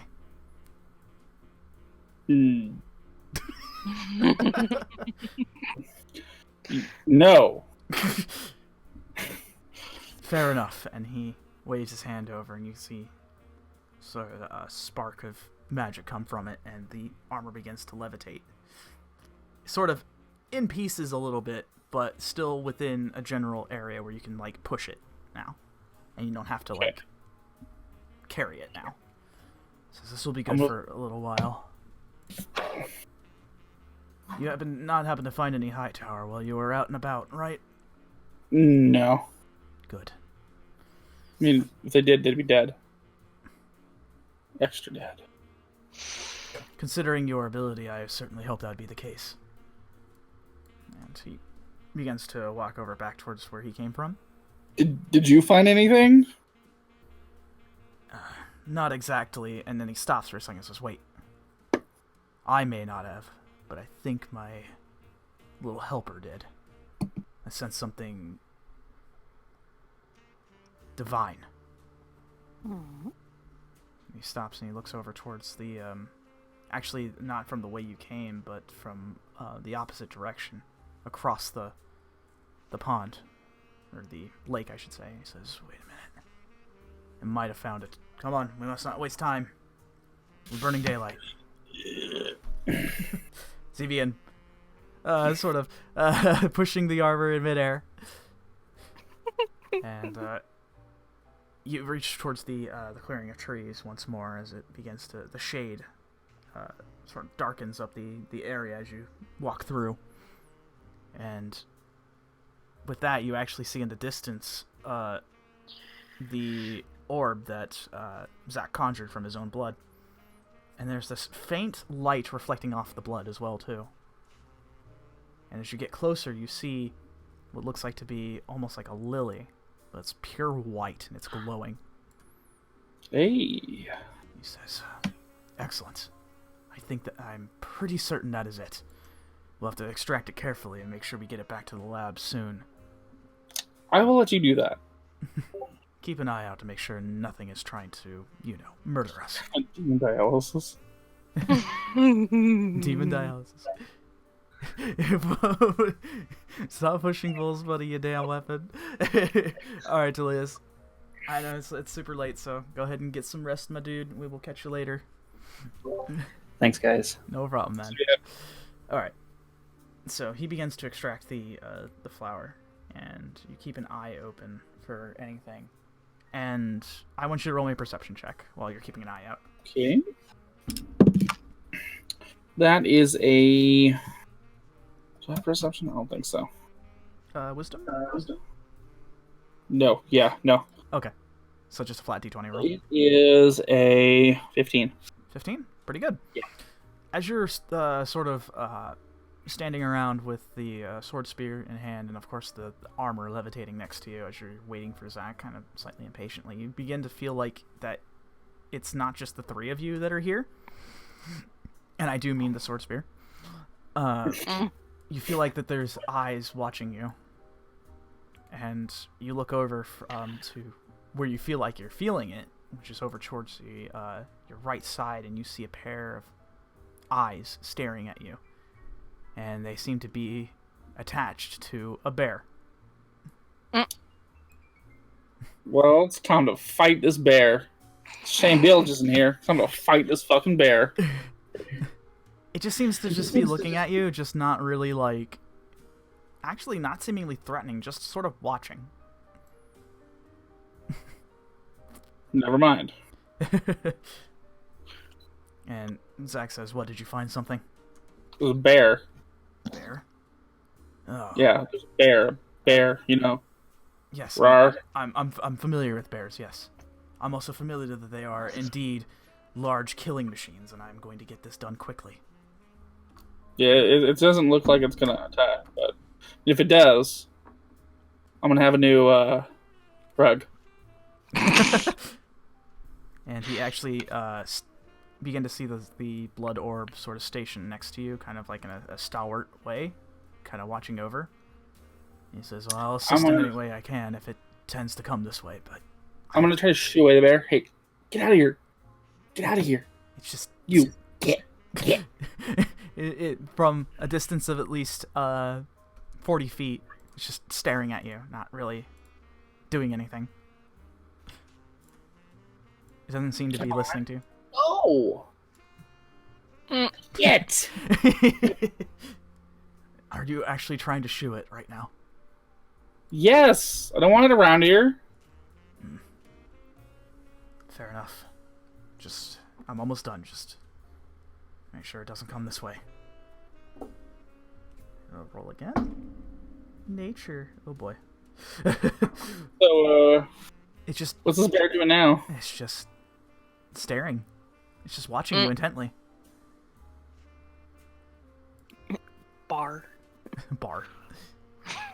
Yeah, it doesn't look threatening, right? No, its presence alone is kind of unnerving, but it's not exactly what was it? It's not threatening. It's just its sheer presence is, but it's just watching you, it seems. Can I approach it? Yes, you may. I'm gonna go about 20 feet. Okay. About 20. She said it was 40? Yes. So you're kind of like closing the distance, like halfway. Yeah. It just sort of looks intently at you, but then starts to back up as you get a little closer. Wait. It's fine. Bear. Friend. Friend. I know a friend who bear things. It doesn't, to you, what it looks like, doesn't seem to comprehend what you're saying. It just sort of seems to be backing up a little bit, just a little by little. Damn it, I should have brought Bilge. You can talk to these things. And with that, Zach says, I got it. Now we just need to leave post-haste. I need you to meet me back at my lab, by the way. By what time? Before this thing starts to lose its properties, I'd say within at least 2 hours. You go ahead and you get out of here. I will. I'll be there. Don't worry. I would sure hope so. We need to make sure that you're not, crazed. A berserker, essentially. He begins to walk off. And I hope that the bear doesn't also, come to ruin your day. Well, I mean, worst case scenario, it turns into a rug. That poor bear. As long as it doesn't attack, that's fine. And he begins to walk off. And the bear just then turns 180 and then begins to sort of just saunter its way out. Okay, that was it? Yeah. Bear. Dale, get out of here. Bear. Were we not gonna... It just doesn't seem to be acknowledging you. It's straight up ignoring you. Bear are stuck anyway. So now you're just left with the spear and the pile of armor that you have now. Isn't that bear rude? What? It seems to have given you the cold shoulder. Yeah. But it is indeed just a bear. Mm-hmm. As far as I can tell. Whatever. Nosy ass stalker. Well, let's get out of here. Back to the Bahamut Mobile. Wait, what? Don't worry about it. I shall not worry about it. And you sense the magic lay dormant in the sword spear.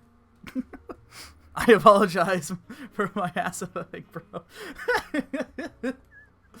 All right. You know, I'm almost now. I'm curious. I want to.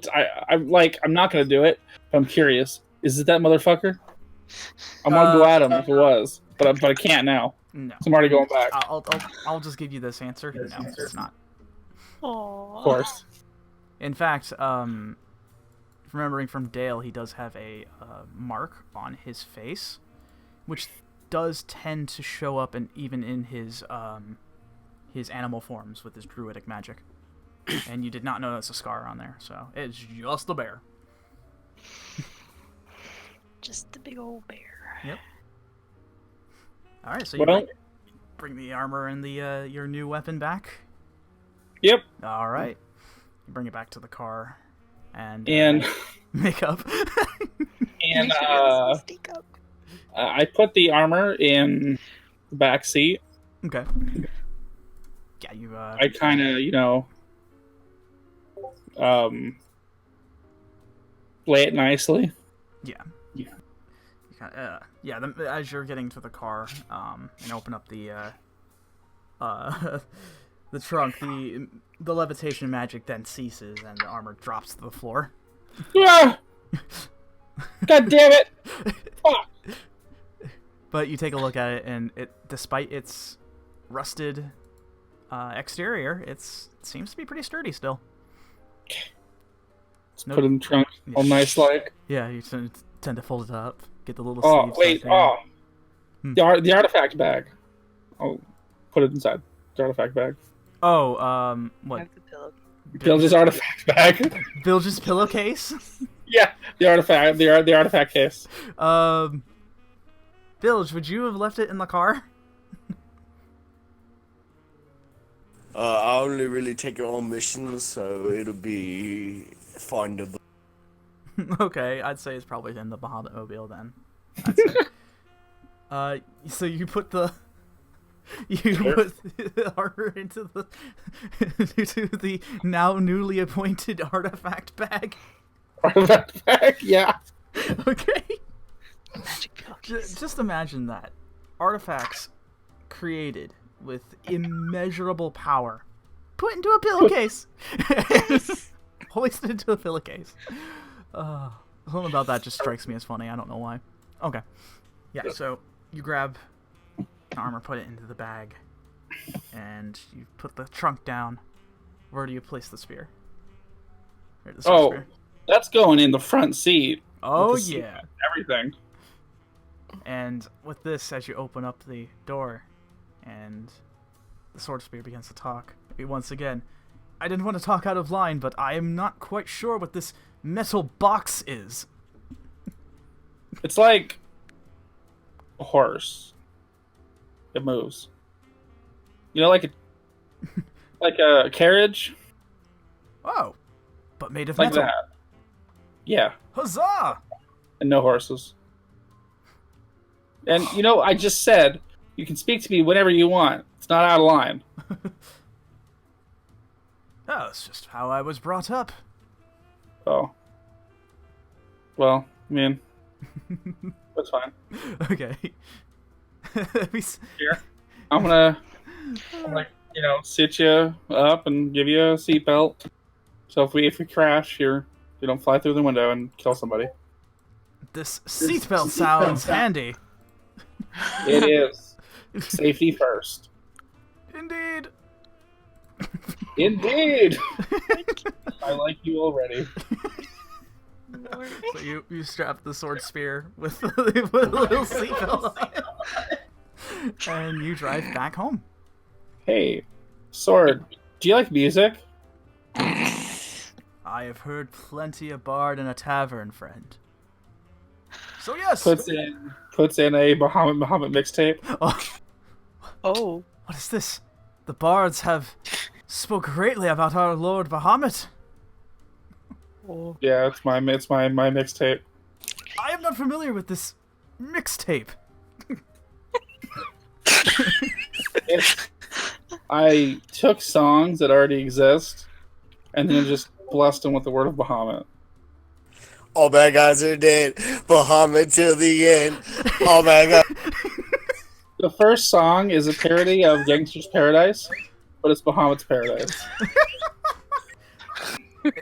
You don't hear anything for a moment, but then he just booms out, "I enjoy this!" Wow, great taste. You're my new best friend. Oh, Fucking what? Just wait till I show you the bilge. What? You enjoy a new a road trip with your new friend, Morris.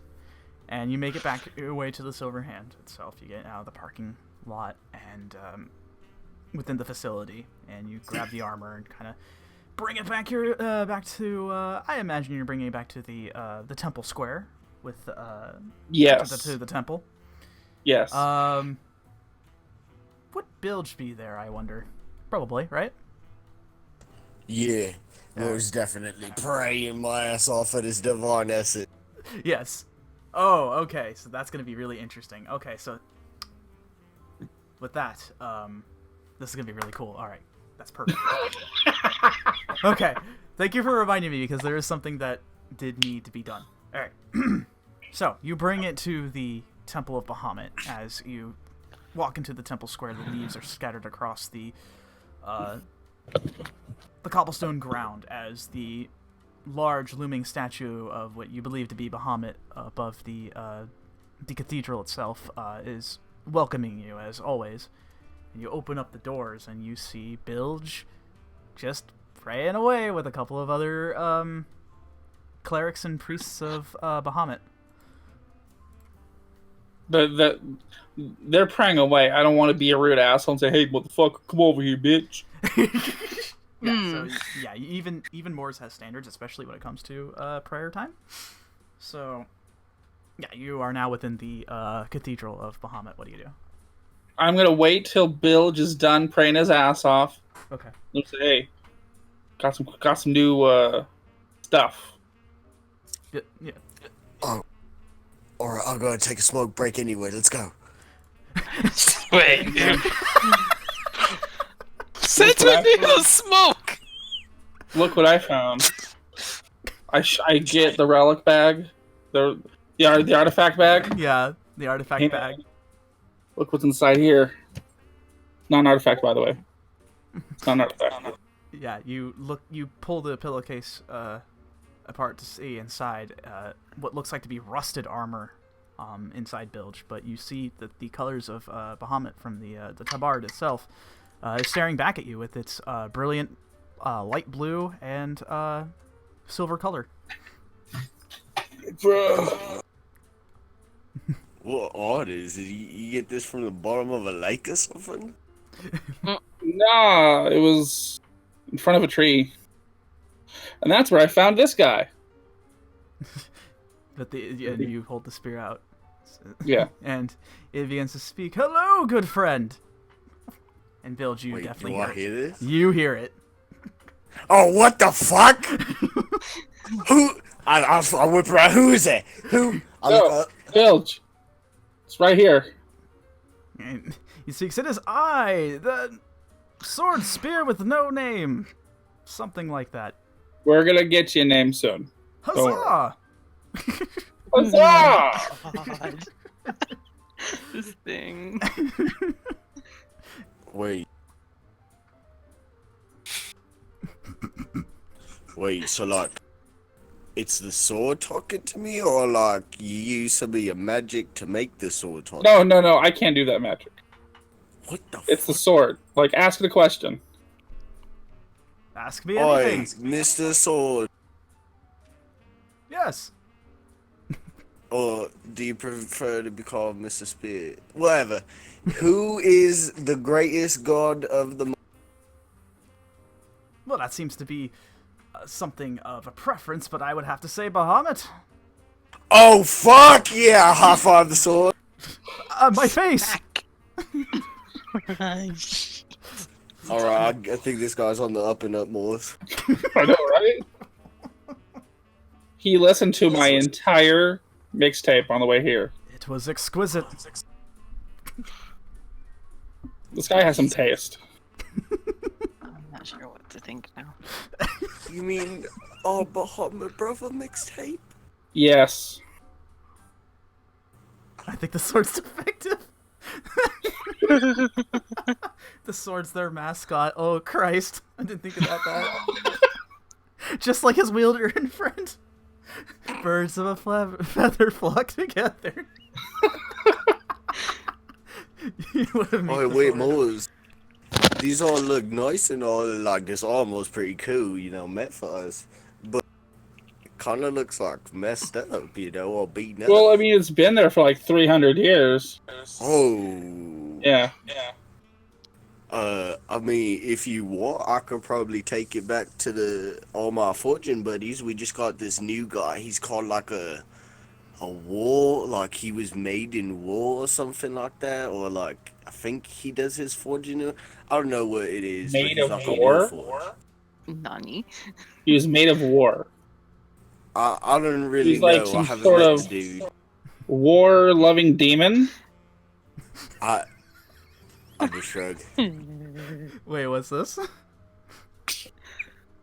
But yeah, he's like new in the forge and with me and forge buddies, so we could probably fix this up. Wait, really? I mean, you know, Wait, you can do shit like that? I mean, I could like, I mean, not to brag or nothing, but I could like make an exact replica of this sword right now if we wanted. No, you couldn't. Yeah. No, you couldn't. You couldn't make it's gonna sword take this a cool. while. I'm one of a kind. See? At least I think. No, you are. Don't worry, you are. That I'm almost certain of it then.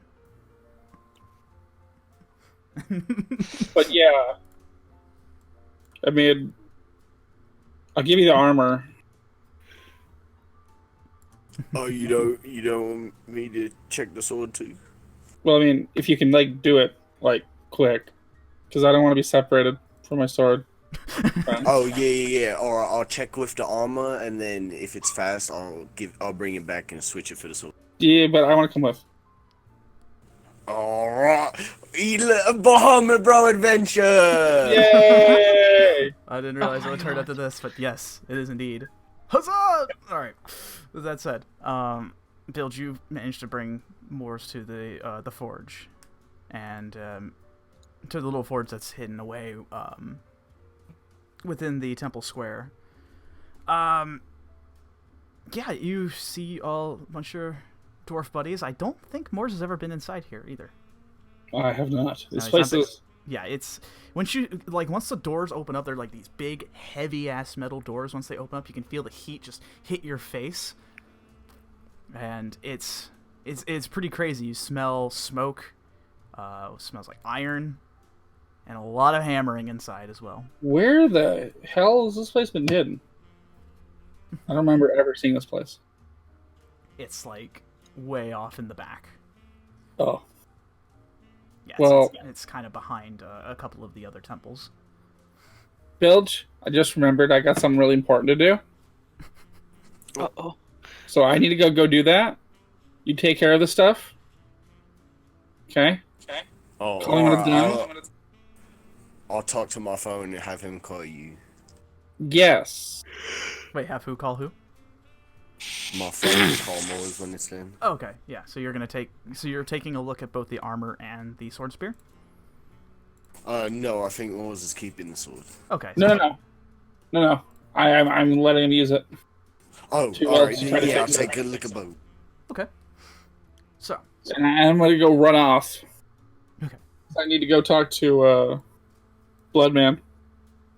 Ah, yes, that's right. So, we'll do that real quick. So, whereas you run off back over to Zach's hidden laboratory, kind of off to the side nearby New York, the city itself, and it takes you a little bit to get there, but you know you're able to do that. And I'm not gonna make you roll for anything. You're not gonna get lost. But anyways, you get there, and you see Zach hard at work. Making something, and you see this vial of this light blue neon liquid, It seems to glow almost like the flower did. And he turns back and he says, "Seems that you have arrived. Good. Indeed. I was able to get this done before too long. I did a little bit of research into this. And apparently the flower is called Life Bloom. Mm-hmm. It's supposed to be used in many of a healing potion and such. But this, if used in a certain way, we could probably, and not hold my breath or anything, but possibly halt the spread of the corruption within your blood. And what happens if it fails? Then we have to go back to the drawing board. I see. So hopefully it won't do that. And with that, Moors, I will say that your general feel, like from day to day, is pretty normal. But every once in a while, you tend to feel like you got this spine chill going on, and a little bit of this a chill as well too. It almost feels like you're coming down with something, but then you just sort of shrug it off, and it's like, that was weird. A few spasms here and there, but not like a whole lot going on. So he takes out the vial and he puts it into a syringe, and he says to you, "I hope you're not too afraid of needles." No. Especially with them with glowing liquid, of course. No. All right, and Just like in the old days. all right, so he goes ahead and drinks it to you from your in your preferred arm, and you begin to feel normal. Just sort of feel pretty all right. It's actually kind of invigorating once a little bit time goes on. In fact, the tiredness that you were feeling earlier from hoisting around the armor is like almost feeling like you did a little bit of a workout, and it feels like you almost got like a day of rest almost. And you feel pretty good. And Zach looks to you expectantly, and he says, "Well, how do you feel now with that running through your system?" Great. Good. I feel like I can get into a fight and win. Well, that's 10 times. That's impressive. In a row. In a row, even. Fascinating. And he Then beat that Taba guy again. 1v1. that who? It's a wrestler. A wrestler. Yeah, he's a big furry. I beat his ass with bills one time. He just raises an eyebrow and he says, What? I've never heard of such a thing." Well, you've never heard of pro wrestler? No, I watched when I was younger. The Attitude Era was my favorite. I'm talking, you know, I've never heard of such a thing before, but anyways, what you were saying earlier, it doesn't matter. What matters now is that we take a look at your condition to see that you are stabilized. And so far, it seems to be pretty good. I would like you to return back tomorrow morning to find out if the concoction I made worked. All right. Just another thing before you leave. If you happen to find Carlos again, please do me a favor and let me know. I need him back before, say, anybody else gets a hold of him. You mean alive? Yes. Or dead? No, I need him alive. He's... Okay. Questions. Okay, yes. Does he have any regenerative powers? Regenerative abilities? Yes, the Crimson Curse does indeed give you that. But in terms... How is that? It takes a little while. It's actually very similar to that of... regeneration to that of, like, say, lycanthropy, for example. The healing process is pretty swift. So, what if I was to, like, disarm him? Disarm, like, as in... Remove his arms. Literally disarm. Yeah, and legs. How- That, right? I forgot his name, the Mr. Blood guy. Carlos. How does he keep his sanity? Zach sort of places finger up to his chin. He says, Honestly, I've never cared to want to dissect him in any way. In fact, the reason why I am so adamant on bringing him back is because he's a friend of mine. And I need him Well, I mean, alive. that's cool and all, but how he ain't just gonna say, "Hey, man, you want to come with me and talk to your old friend?" He's not gonna do that. Well, of course not. So, I mean, if I disarm him, Potentially, no the way. blood in his body may be able to actually regenerate his limbs. It would take probably a couple of months, but yes. At the same time, I'd rather not want to risk that.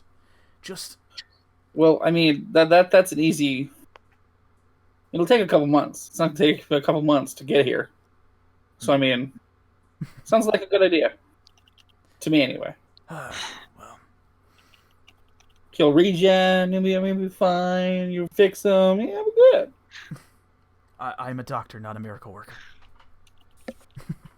Well, you said he can regenerate them himself. So, I mean, Yes, it'll happen. that's potentially. I don't know if that for a fact. He and I have the same affliction. However, I've been spared its worse properties. Right. I still have my sanity, but I cannot breathe oxygen like you can. Same thing with him. Is the reason why we had the masks on in the first place. Oh man. Well, It needs to be filtered. A fish out of water. well, I mean, so it's a small price to pay. One that I'd gladly take away if I could. But, as I said, I'm working on it. At least I have my sanity, and being able to do things coherently is exactly what we need to do. We cannot be brash. Do you have any leads on him? Unfortunately, I don't. All I know is that Hightower is after him for one reason or another, probably for his healing factor. If they could find a way to duplicate that, then God's help us all. He turns around with his hands behind his back, just sort of pondering. Regardless, I just need him back here, alive and well enough. I don't expect No. Yeah, I'll bring him back well enough. I can't guarantee how many parts, but well enough. I'll see what I can do. I can only hope that the curse does bring at least one boon.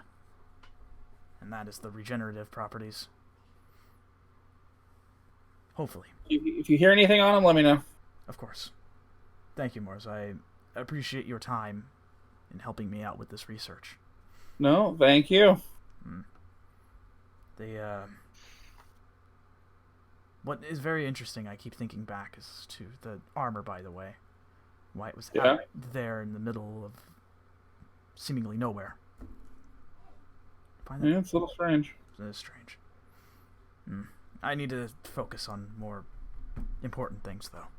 Maybe I should show the armor to one of the paladin guys. They might know. It's possible. I mean, it looked very decorative, so probably knows. I did notice that there was an insignia of Bahamut on there, which I believe is aligned with your faith. Yes. So it would probably be best if you inquired. I will have to go do that. Good. Well, I won't take up much of your time. I must get back to my research. Alrighty, I'm gonna go now. Alright. So you can head out, and we'll switch the scene back over to Bilge with the armor and such. So. Alright, I'll just kind of wait till Moores leaves, and I'll look around and see if there's anybody in here that I don't recognize.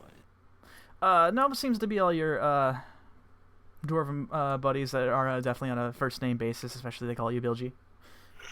Not anyone that you don't recognize at the moment.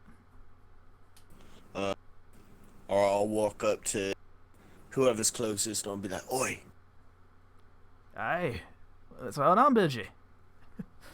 oi, so you know about that new guy everybody's talking about? He's supposed to be like boss above us forges and Aye. What about it? you know, like, I can't find him because he sounds super smart and everything. Oh, so that's very interesting you bring that up. It's been heard that there's actually it's a woman. Oh, But that's just hearsay. I don't know what it is. That's all I know is it's a robot. what? A robot. You know, a mechanical. You know. Anyway, you know where I could find her? Oh well. Let me see. And he starts to think for a minute. You probably reach her down past the forges. You know, where the little records are kept and all the blueprints and such. Little supplies. Wait, down the there. way it like cut out. The supplies. There's a little office in the back, you remember, that you don't normally go into because you can't read, so you don't think it's that important. But there is a place where all the little materials are kept, like molds and such like that, for forging weapons and such like that. Oh, awesome. All right, thank you, buddy. And I'll fist bump him. No problem, DJ. And I'll go off in that direction. Okay, you head into the back, and you see actually one of the Silverhand scouts in the back with a very tall figure in like a robe, and you see a metallic shine to their head, and the Silverhand member seems to be like a scout from what you can tell. Sort of takes a bow and he says, I appreciate the extra supplies you've come in. I know that you've just reached here and everything's a bit wonky at the moment, but we do appreciate everything you've done. And you hear a feminine voice. Think nothing of it. We're all in this together, as they say. And he begins to turn around and he looks over to you, Bilge, and he says, oh, hello, Bilge. And he gives you a pat on the back and he walks off. And then you are now in this room, this little office space with this very tall, actually she is about as tall as you are almost, but very lithe and thin, with a robe on that has this sort of the insignia of the forge here. And she looks to you, but like you see on the eyes, you don't really see eyes, but you see like a visor almost with the forge insignia on it. And she's staring straight at you. And she turns around and says, and you must be Mr. Boulder, right? I assume? Oh, and I'll do a little curtsy. You can tell as she's talking, you can see sort of the gaps in her mouth is sort of lighting up. You can see a sort of neon yellow color as it sort of speaks with the same syllables as she's talking. And she says, what can I do for you today? Anything I can help you with, just name it, and I will do my best. Oh shit, hold on. My audio fucking up. Hang on. This has been doing this earlier. Oh god, hold on. Let me exit out of this real quick. Oh lord. I apologize. Discord, I think, is like damn near crapping itself. It could be Discord. I think it might actually be my sound, my audio.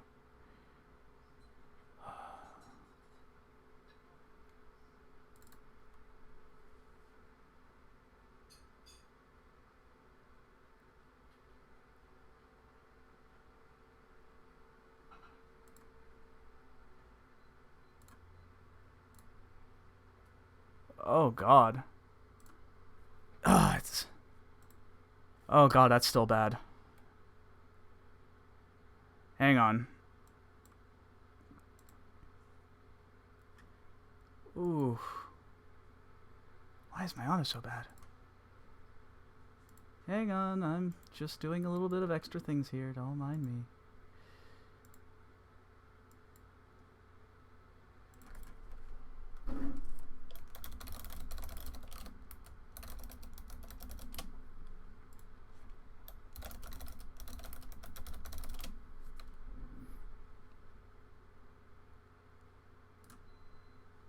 Okay, there we go. I am so sorry. Um. Uh-huh.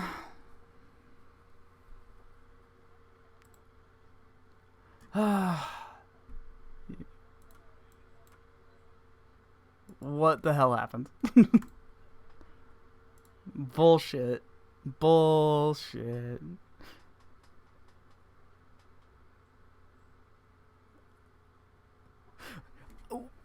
How does this happen? I leave and then everything falls the fucking pieces. Oh god. Actually, I won't be able to because it's on my end, so I won't be able to hear anything. Yeah. You mind just, you know... You mind telling... Oh my god. Uh-huh.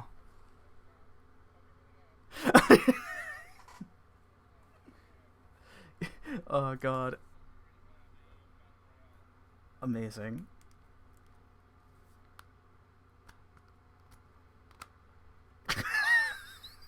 Are you telling me a massive, like, platinum dragon body with just, like, Ned Flanders' head? Jesus Christ. Okay. Anyways, back... I am so sorry. Back to this again. So... Oh, Jesus. Okay.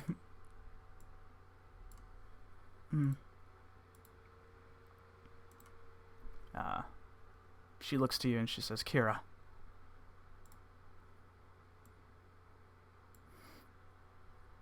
And she bows to you.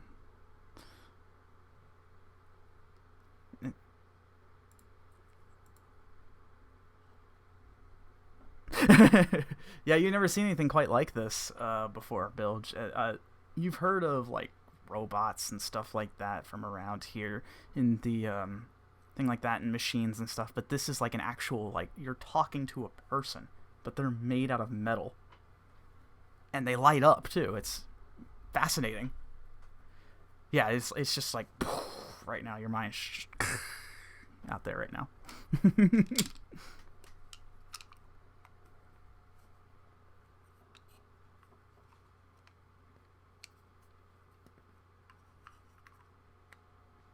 Of course, I've heard about your myriad of deeds, Mr. Bilge. So, I'll do anything I can to help a seeker.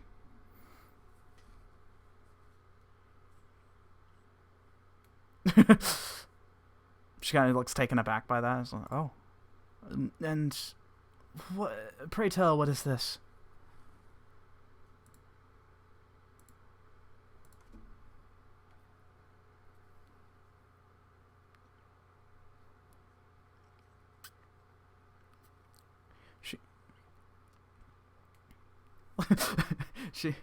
She kneels down towards the where you left the thing inside the bag, and she takes a look at it, and she takes out a gauntlet from the thing, and she begins to examine it over. Says, yes, this is a type of model of armor I haven't quite seen in some time. Although you are indeed correct. The condition of this is, well, poor, to put it simply. And she looks back to you. This can be refurbished. It's going to take a lot of work, though. And I hope that you will assist in this endeavor.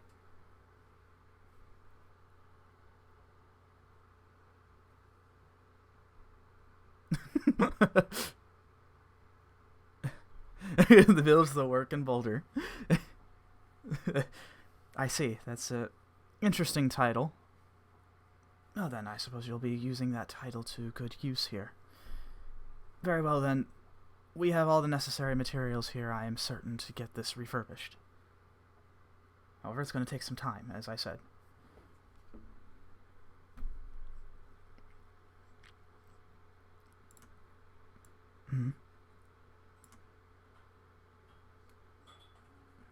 You put it on the desk, and you just hear this.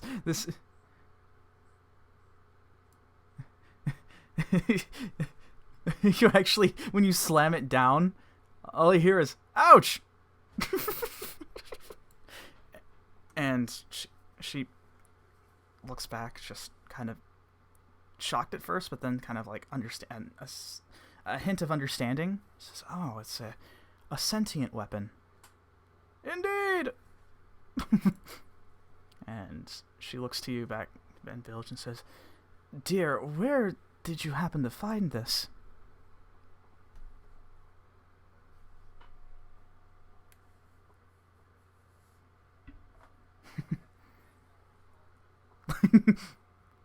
And with that, she says, "I do believe you have a call."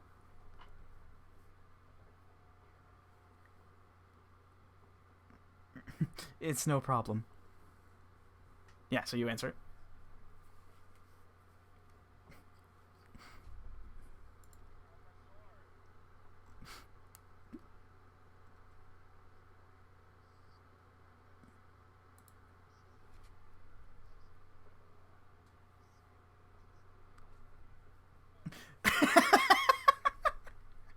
Sandwich.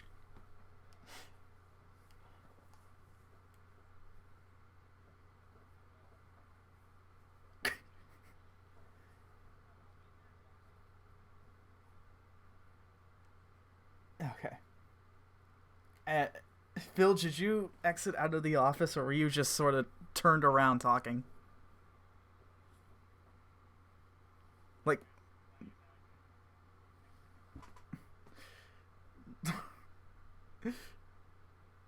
Okay, yeah, so you come back in, and she is very nice.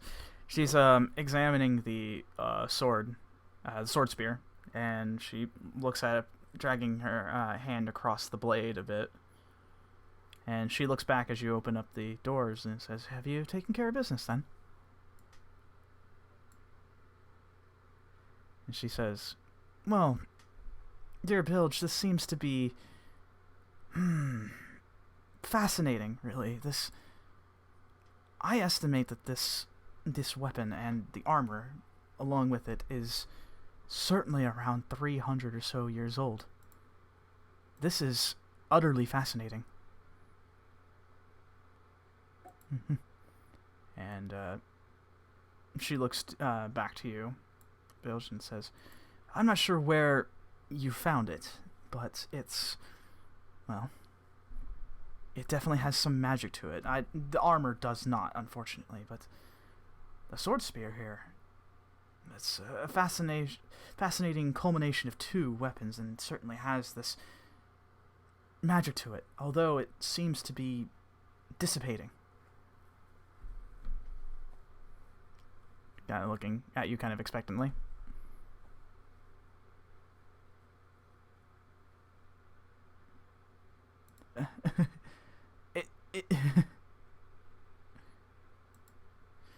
Well, essentially what I mean is that the magic is slowly losing its magic properties over time, as most things do. Even magic weapons are normally considered indestructible by most means. However, they age can indeed, if not with proper upkeep, can indeed lose its magic effects. Now, to answer your question, though, yes, there is a way we can help this, but for right now, I have to refer back to the tomes and myriad of different notes about how to do so. I cannot remember for the life of me about how to do that offhand.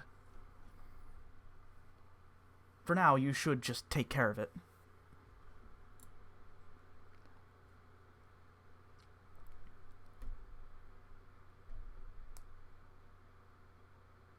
Yes, I do. And she pulls out from one of the pockets in her robe. Oh god, here we go again. Hold on. Give me a minute. Fucking thing. I don't know why it's doing that. Hang on. What the fuck? That's so weird. I'm so sorry.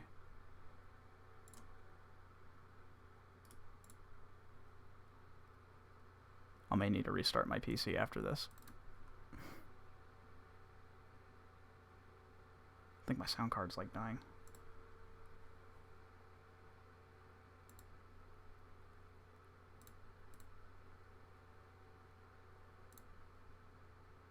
There we go. Okay. I'm going to just I'm just going to leave because I think my sound card is like dying or something. I'm not sure what's going on, but anyways. Yes, I saw earlier you're about to kill Grandpa. So I'm going to leave off the chat as well as the Roll20 because I think I need to restart my PC after this is done. It's strange. I've never encountered this, but anyways, back to what we were saying, Bilge. I'm sorry.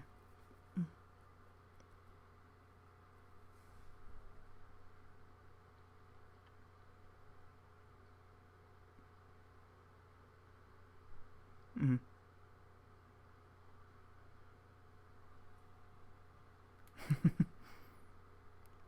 Okay, sure. And she goes ahead and enters her number in and of course on speed dial as what you had asked, badass robot lady. So she goes ahead and hands it back to you gingerly. And I think at that point, Moors, you're probably arriving.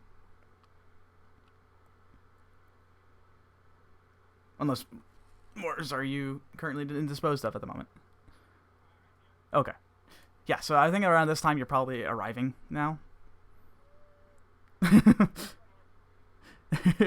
Yeah, you go into the forges. And with the doors open, you do actually see from across the room the little faint light from outside. And Moors coming in, Bilge. And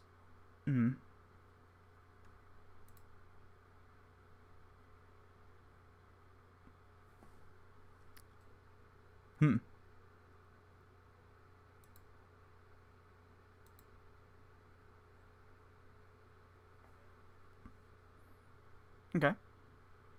Yeah, so you make it in to the inside. And with that, you do see this Warforged woman in the back with you can't really see any discernible eyes, more like a visor. Dark robes with the Forge's insignia on it, as you saw from the outside.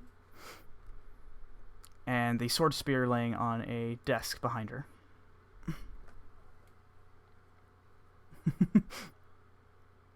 She looks at it and says, "I assume that the sword spear is actually yours then, Paladin."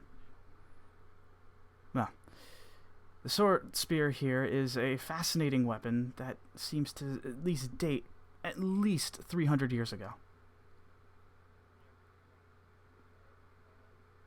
Okay, good. And she says, "However, there is only one issue with the weapon itself. The magic seems to be dissipating.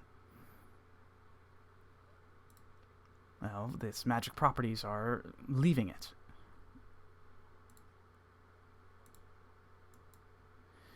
Quite, yes. And I do believe that if we don't take care of it with proper upkeep soon, the magic will indeed leave it, and it'll be nothing more than just a sword spear.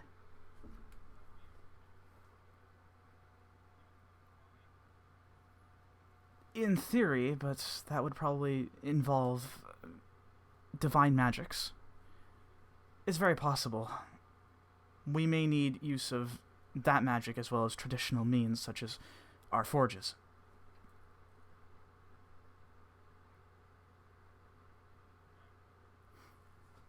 Rest assured, though, it will be well taken care of.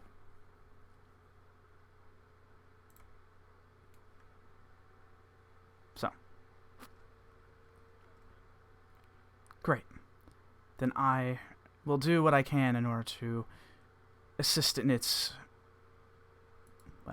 improvements, for lack of a better term.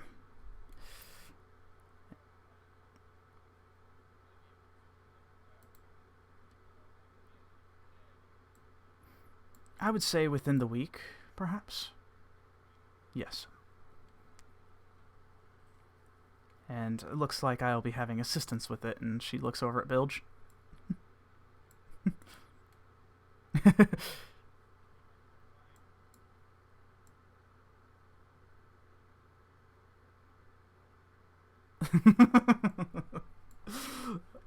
Okay.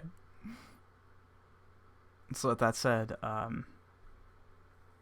you leave the sword spear with Kira and Bilge to take care of into the forges, as well as the armor as it's getting refurbished. That'll also take probably around a week as well too.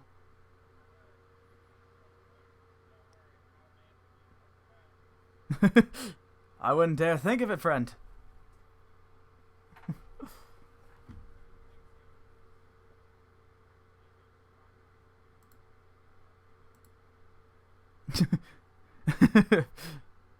Just have faith.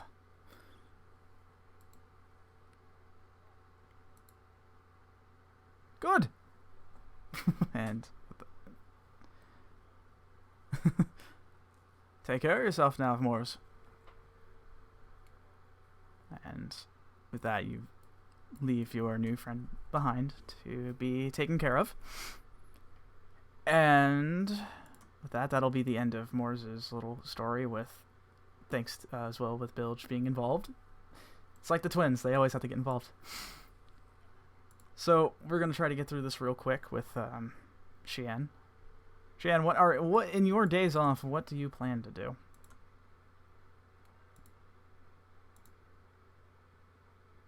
Quiet.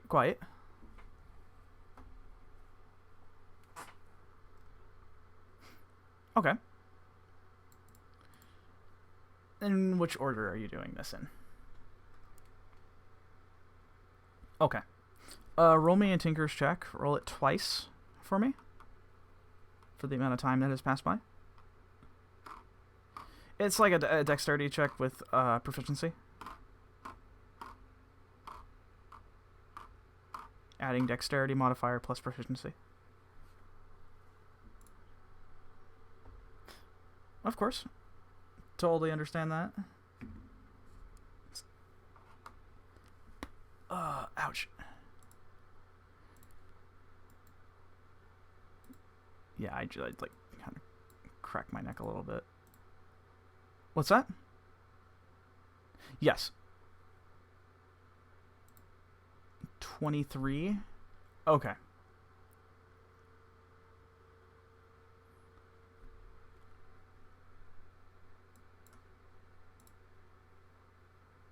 Okay, so 23, that's really good.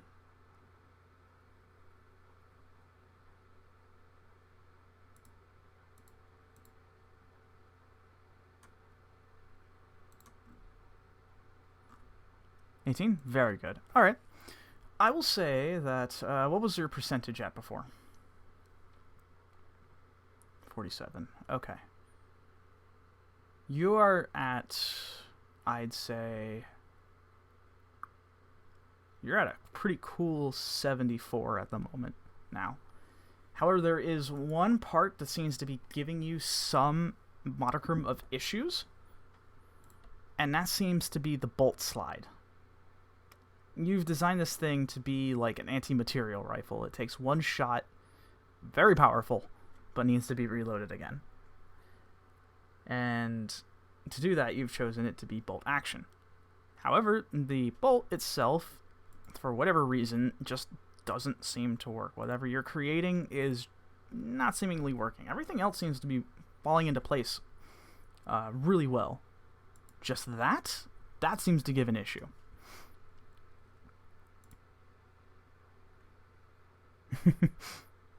Yes, but everything else is coming out swimmingly right now. But that one part, and the one in order to chamber the round, is just not working.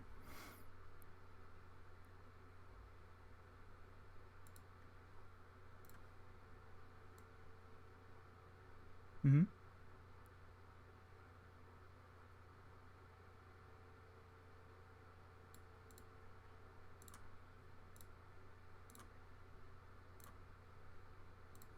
Okay. Sure. Okay. Whoa, I think I had a problem with OBS. I am so sorry. I think I just fixed it. So, if there is a large amount of just negative sound where there's just me talking, I apologize for that. This thing's been really friggin' wonky lately, and I'm going to elaborate once we get to next week. But anyways, I think I fixed it now. OBS is weird. Moving on. Yeah, it's been really strange lately. I have no idea why. But anyways, moving on. So, you are having a problem with your bolt slide at the moment. Mm-hmm. What do you do? Now, I'm gonna take a break with it. Yeah. And because it's like It's a little becoming frustrating. little irritating. Yeah. Take out my phone. I'm gonna text Vincent, see if he wants to hang out for a bit. Okay. You do get a response within like a minute or two, and he says, "Sure, head on by." Okay. And it's like I'll be there in a bit. Perfect. All right. So you do head over to his little shop. Yep. Which- After putting things away. Yep, you put things away, and you head into Dawn City, and it takes you a little time to get there. You do remember where to get there, Oh. and you do happen to get to the to his place. As the doors open up, you do see where the drow fell off from the balcony. The balcony's still broken, and there seems to be like a little bit of an indent within the hardwood floor where he landed. Wow. And Vincent is laying back in his seat with his boots up on the desk, seemingly watching television. And he sees you come in. Well, at first he says, "We're not open," and then he looks over to you and says, "Oh, it's you." Yeah. I see you haven't got your stuff fixed yet. No, it's expensive. Maybe Like- I'll have to put in a word or two to certain people. I mean, I'm not looking for handouts. Is that what you're saying? But you know, No, just helping hand.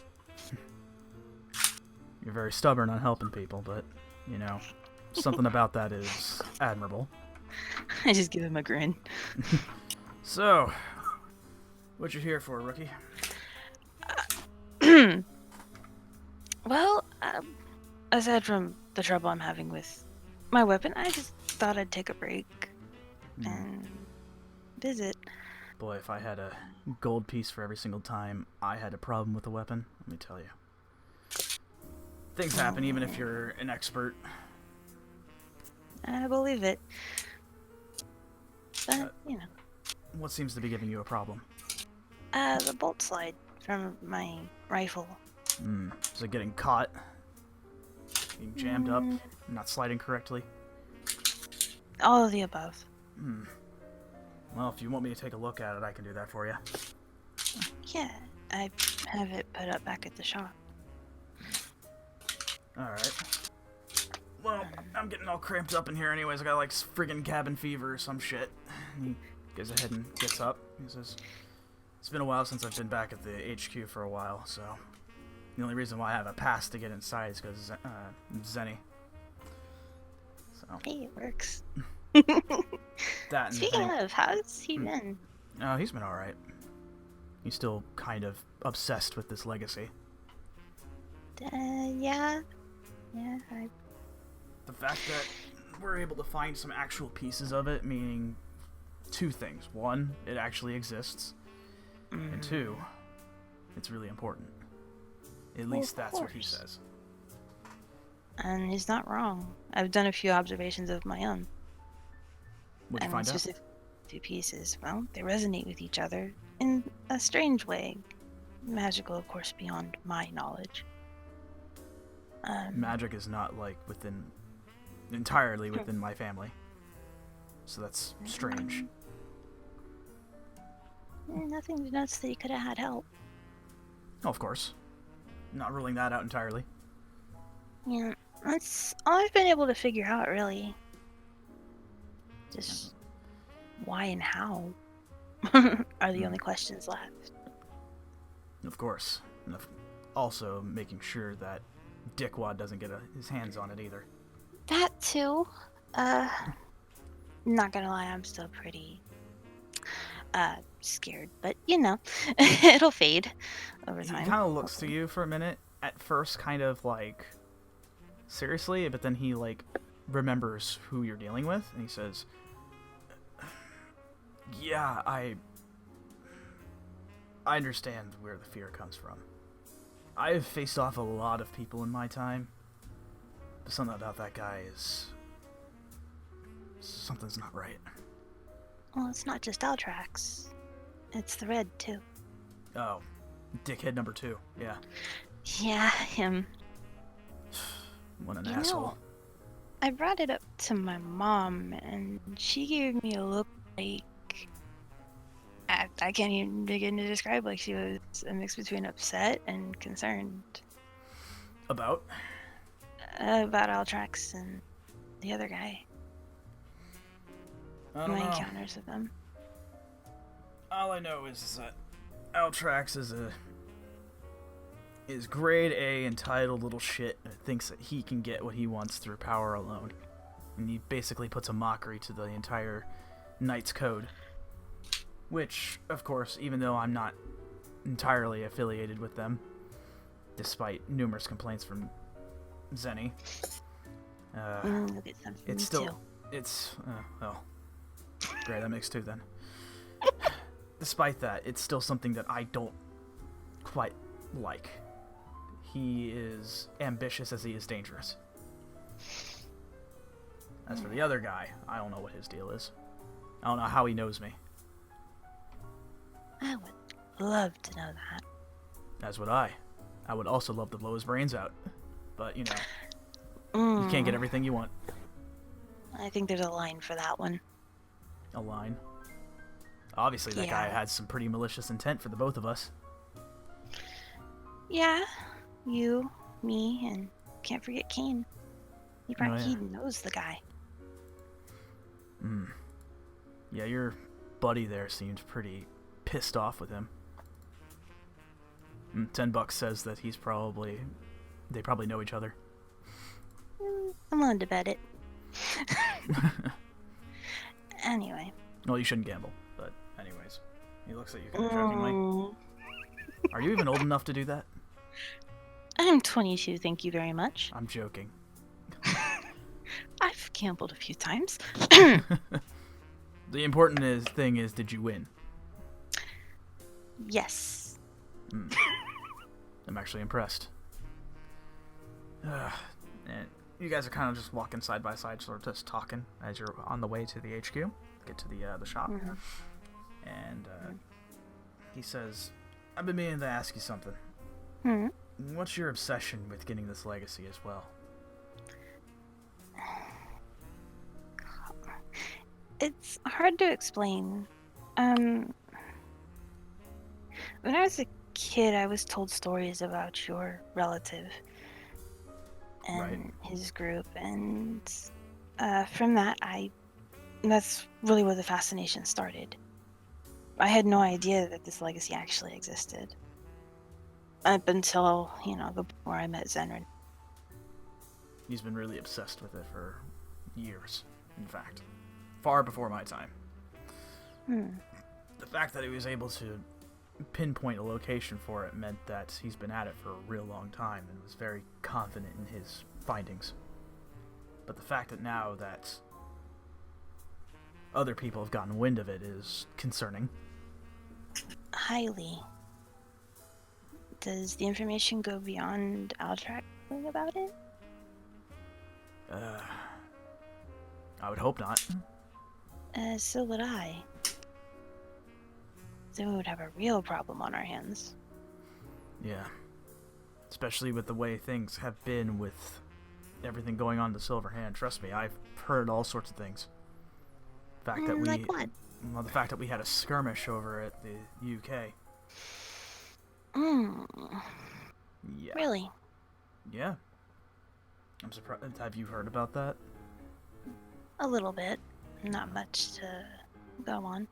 Yeah, apparently those Hightower dickheads have been really working hard. Getting some pretty contraband stuff, at least that's what I've heard. Whether or not that's true is entirely, up to those who have actually been there. Whatever the case is, those guys have been really working to be a massive pain in our asses. Oh, I don't doubt that. You actually finally reached the doors of the HQ. Do not. After you. Yeah. I'm gonna step in. Past the doors. Yeah, you do so, and the cold air kind of leaves you as inside is definitely climate controlled, as it's a little heated inside. So that's a pretty decent temperature inside. And you make your way back to the weapons lab. In fact, Maya gave you a note saying that you have free reign of it, just because one, she trusts you, and two, you've asked nicely, unlike many other people who have done so before. Oh my! And saying that she and the new head of research will be back probably within like an hour or so. Okay. So you guys have free reign of the lab. Awesome. Yeah, so you guys reach over to it, and Vincent definitely notes your your weapon, this big ass honking rifle. And he looks at me and says, "You've been working on this for a while, huh?" Yeah. I'm actually Say hello to Discord. Well, that's what you're naming it. Mm-hmm. He takes a look at it further. And he says, "You've actually done really well with it. Thanks. I'm impressed." And he says, there's a lot of room for improvement here, but I think you're well on your way." And he takes a look at it further, kind of gingerly thinking about from the current bolt slide that's in there. And in fact, it is indeed jammed at the moment. He tries to pull it, and he's trying not to pull too hard until it finally clicks open. Says, "Ugh. Yeah, you don't want that happening in the middle of a firefight. Yeah. It's a good way to get shot." And, Yeah. he goes ahead and he says, "You mind if I mess around with it?" Oh no, go right ahead. Alright. And he takes it off from the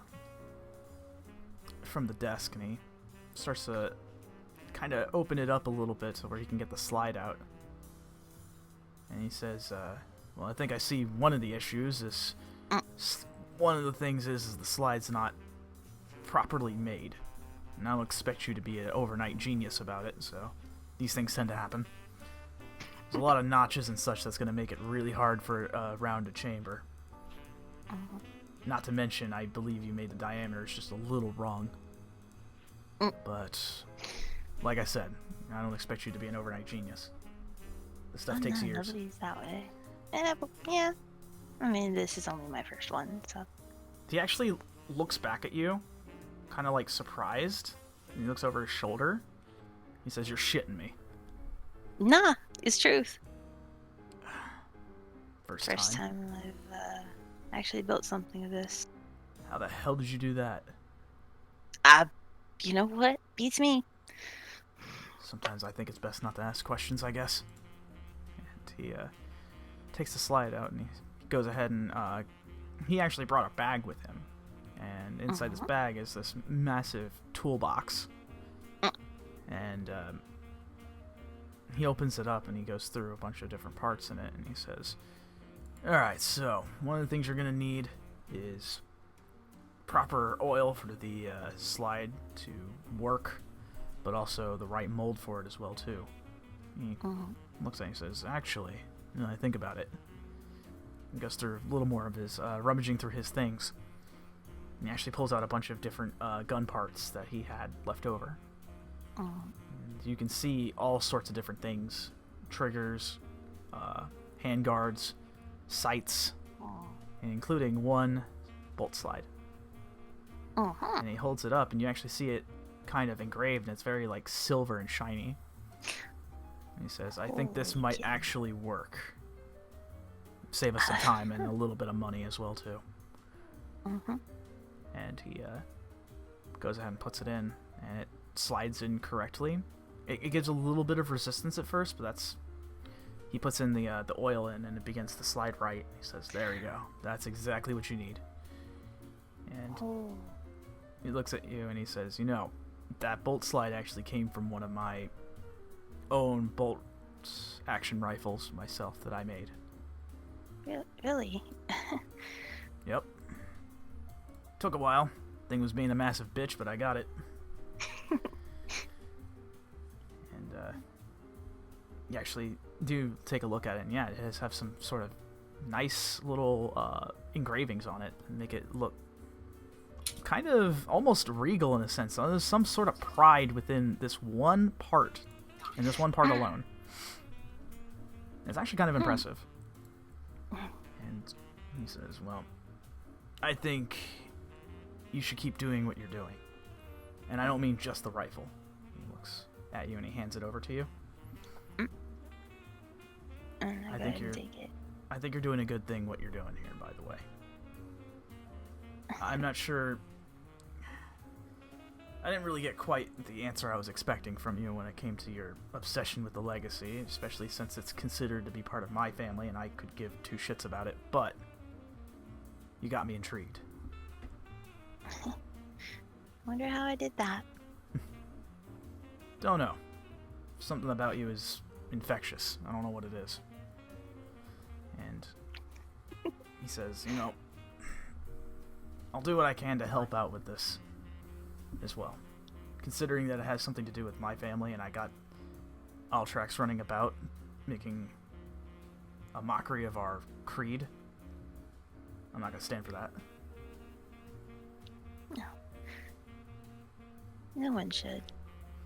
You can bet I'm going to help out too. Good. Otherwise, Zenny would be disappointed. Wouldn't want to do that. Yeah, I don't think his heart could take it. Guy's old. Anyway. Oh, he ain't that old. You know, it's funny. He actually hasn't given me an exact age.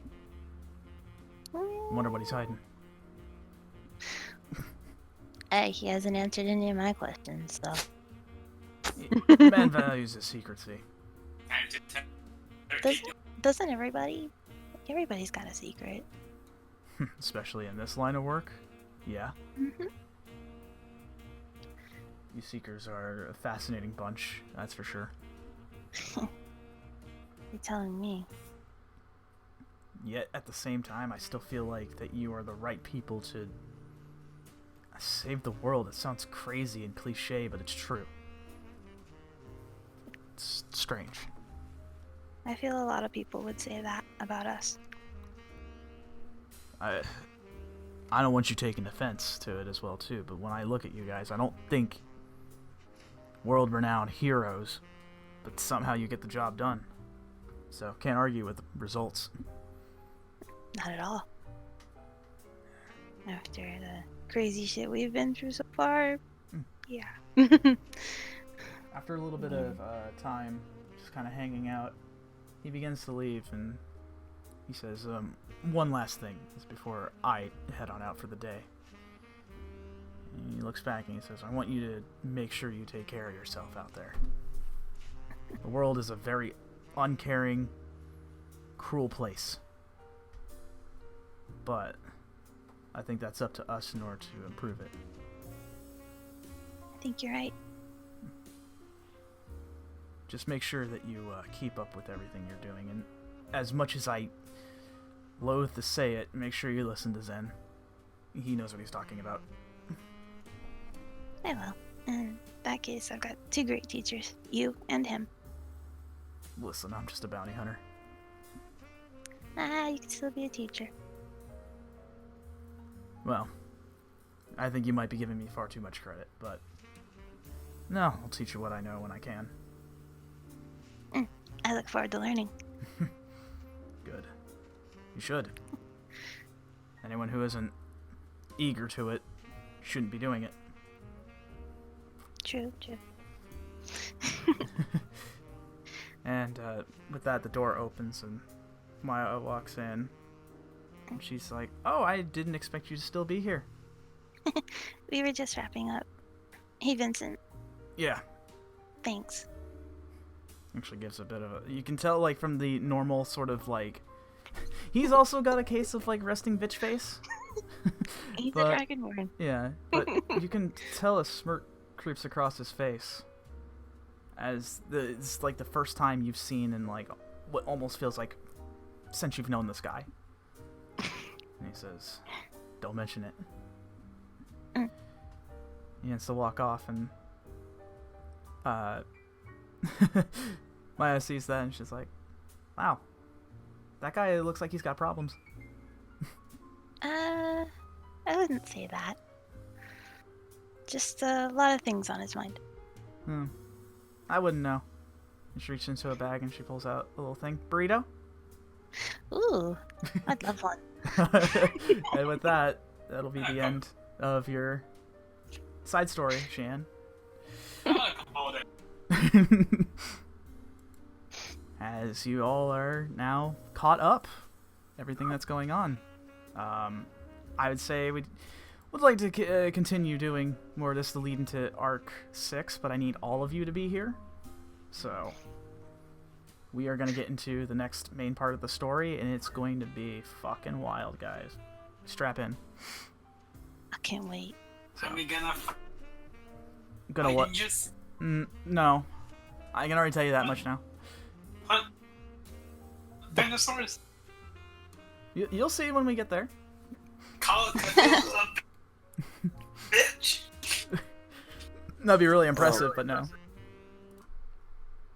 Also, I didn't want to interrupt because you're starting like a whole nother story. Yeah. But earlier when I brought up the divine essence, you said that I reminded you of something. Yes. Real quick. Let's do this real quick, Bilge. Okay?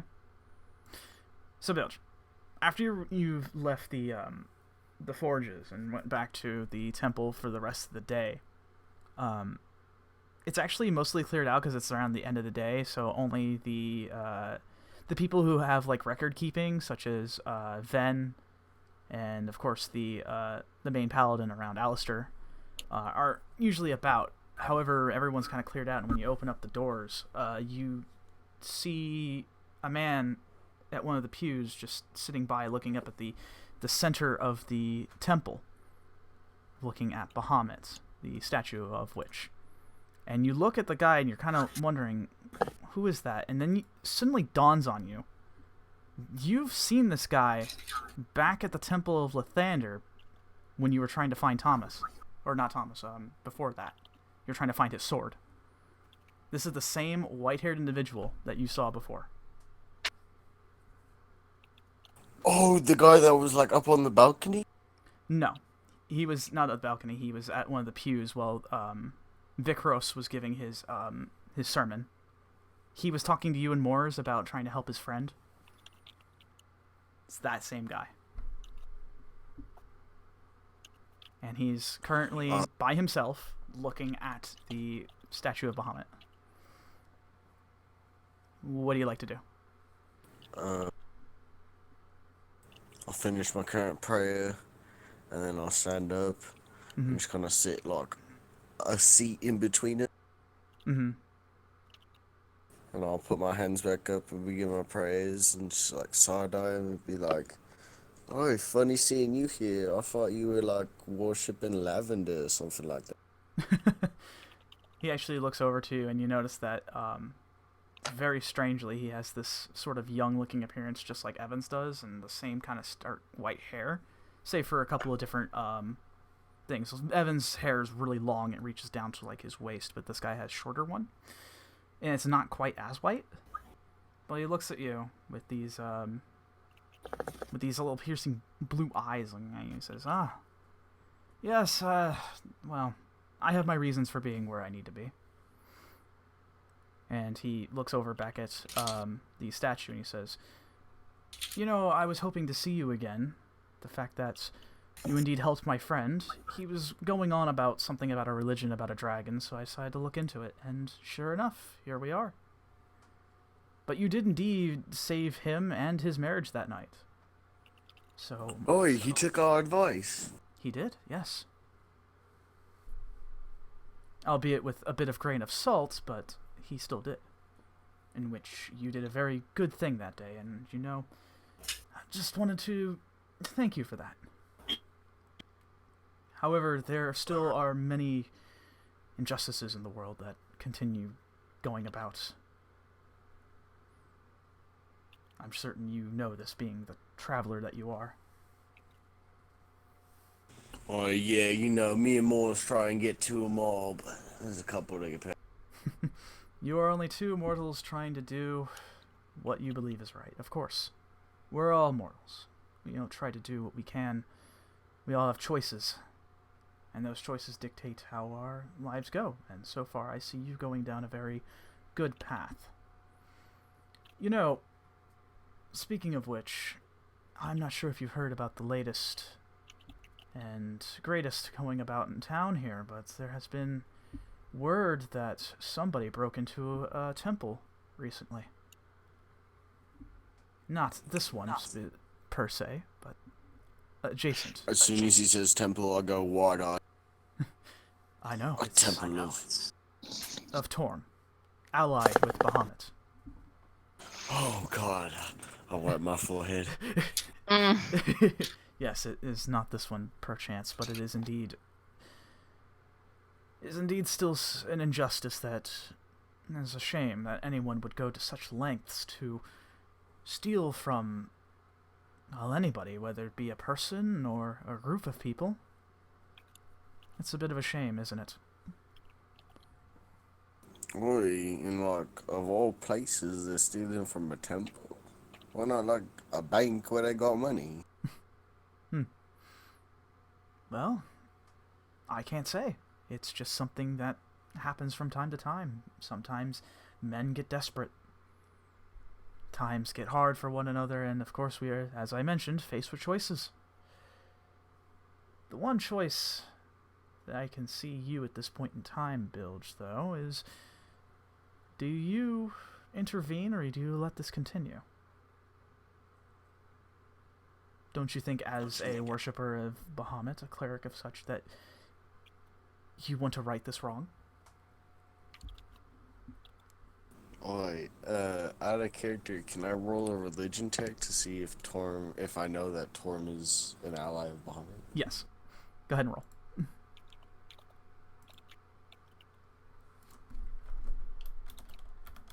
Oh, natural 19,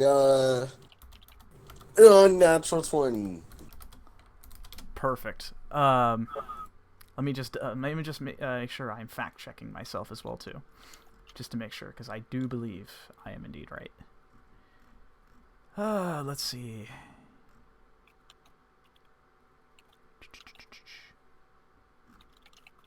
Let's see. Yeah.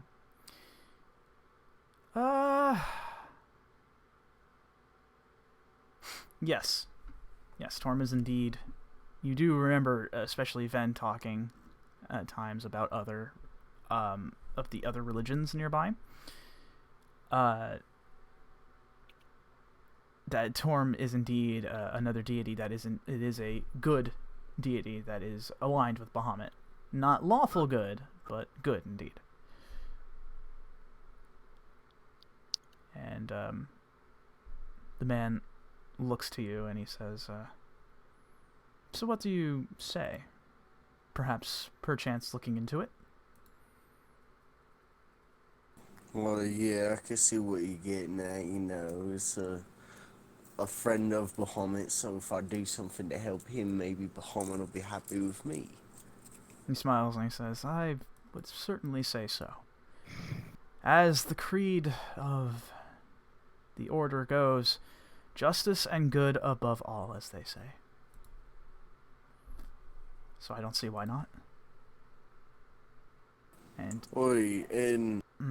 I'm not the smartest at all of this, but you said if I want to stop this from going on, so does that mean that this has been happening for a while? This isn't the first temple to get robbed? yes, things have had a history of being robbed in general, I mean. Not here specifically, but you could perchance come across something like that in which Well, that would be a massive injustice, wouldn't it?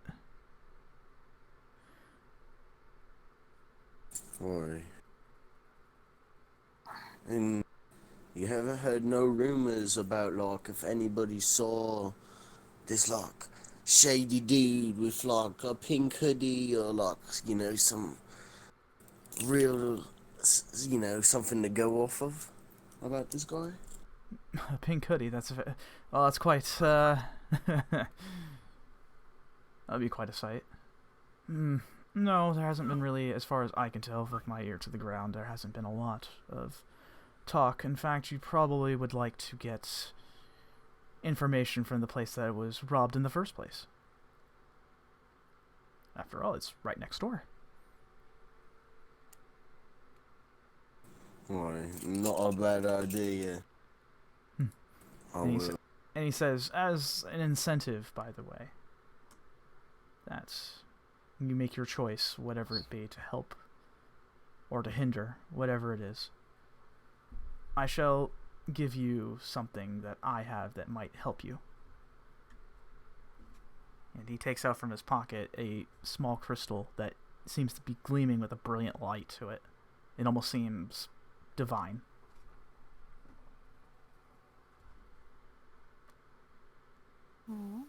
I hold out my pinky and I say, "Oi, I'll trade you the head of this evildoer for that." Well, I personally don't want the head. I just would like, personally, as a person who would like to see good in the world, see that it is taken care of. I'll tell you what, you come back here, and if I hear deeds of what you've done from all the people that are about, especially from the Temple of Torm, I will go ahead and give you this little shard of power. Seems to be radiating a divine energy. It's very fascinating, actually.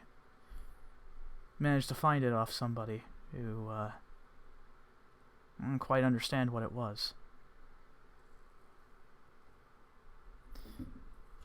Well, you can count on me, but don't tell nobody else about this guy who's robbing the, because I gotta be the first. I don't want nobody else to get that crystal. Fair enough, Bilge, fair enough.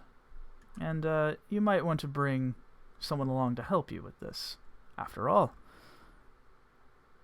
there are strength in numbers. Just not too many. You want to still be subtle. I'll flex both of my biceps. You already know who I'm bringing.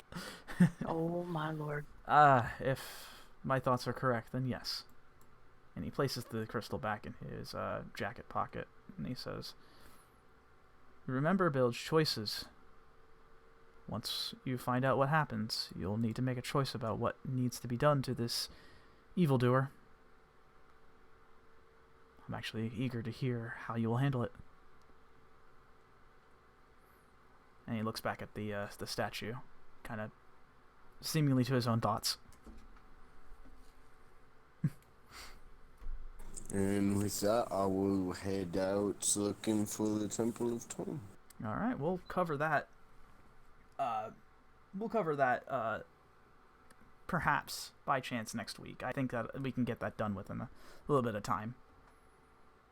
So, Oh, yeah, it's oh, pretty this late. is like a whole mission. Yes. Yep. So you can do it, I'd say, probably before the beginning of the 6th arc, but remember that, well, Bilge wouldn't know, but the next artifact is about to show itself. So, you might have to be pretty quick about it. And bring whoever you feel it will help you with this. As this is indeed involved with the thing you're looking for, Bilge, so I'm just going to tell you that out right now. Oh god, this guy's gonna work for Hightower and he's gonna be part of what's causing my corrupt.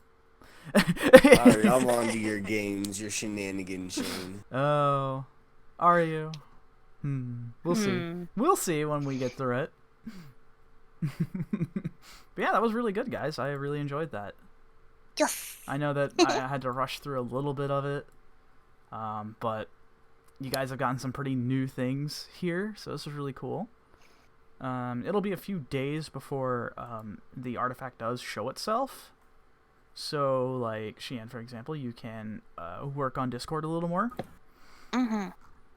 Depending on what you roll, if you're lucky, may be able to get it done before the start of the 6th arc.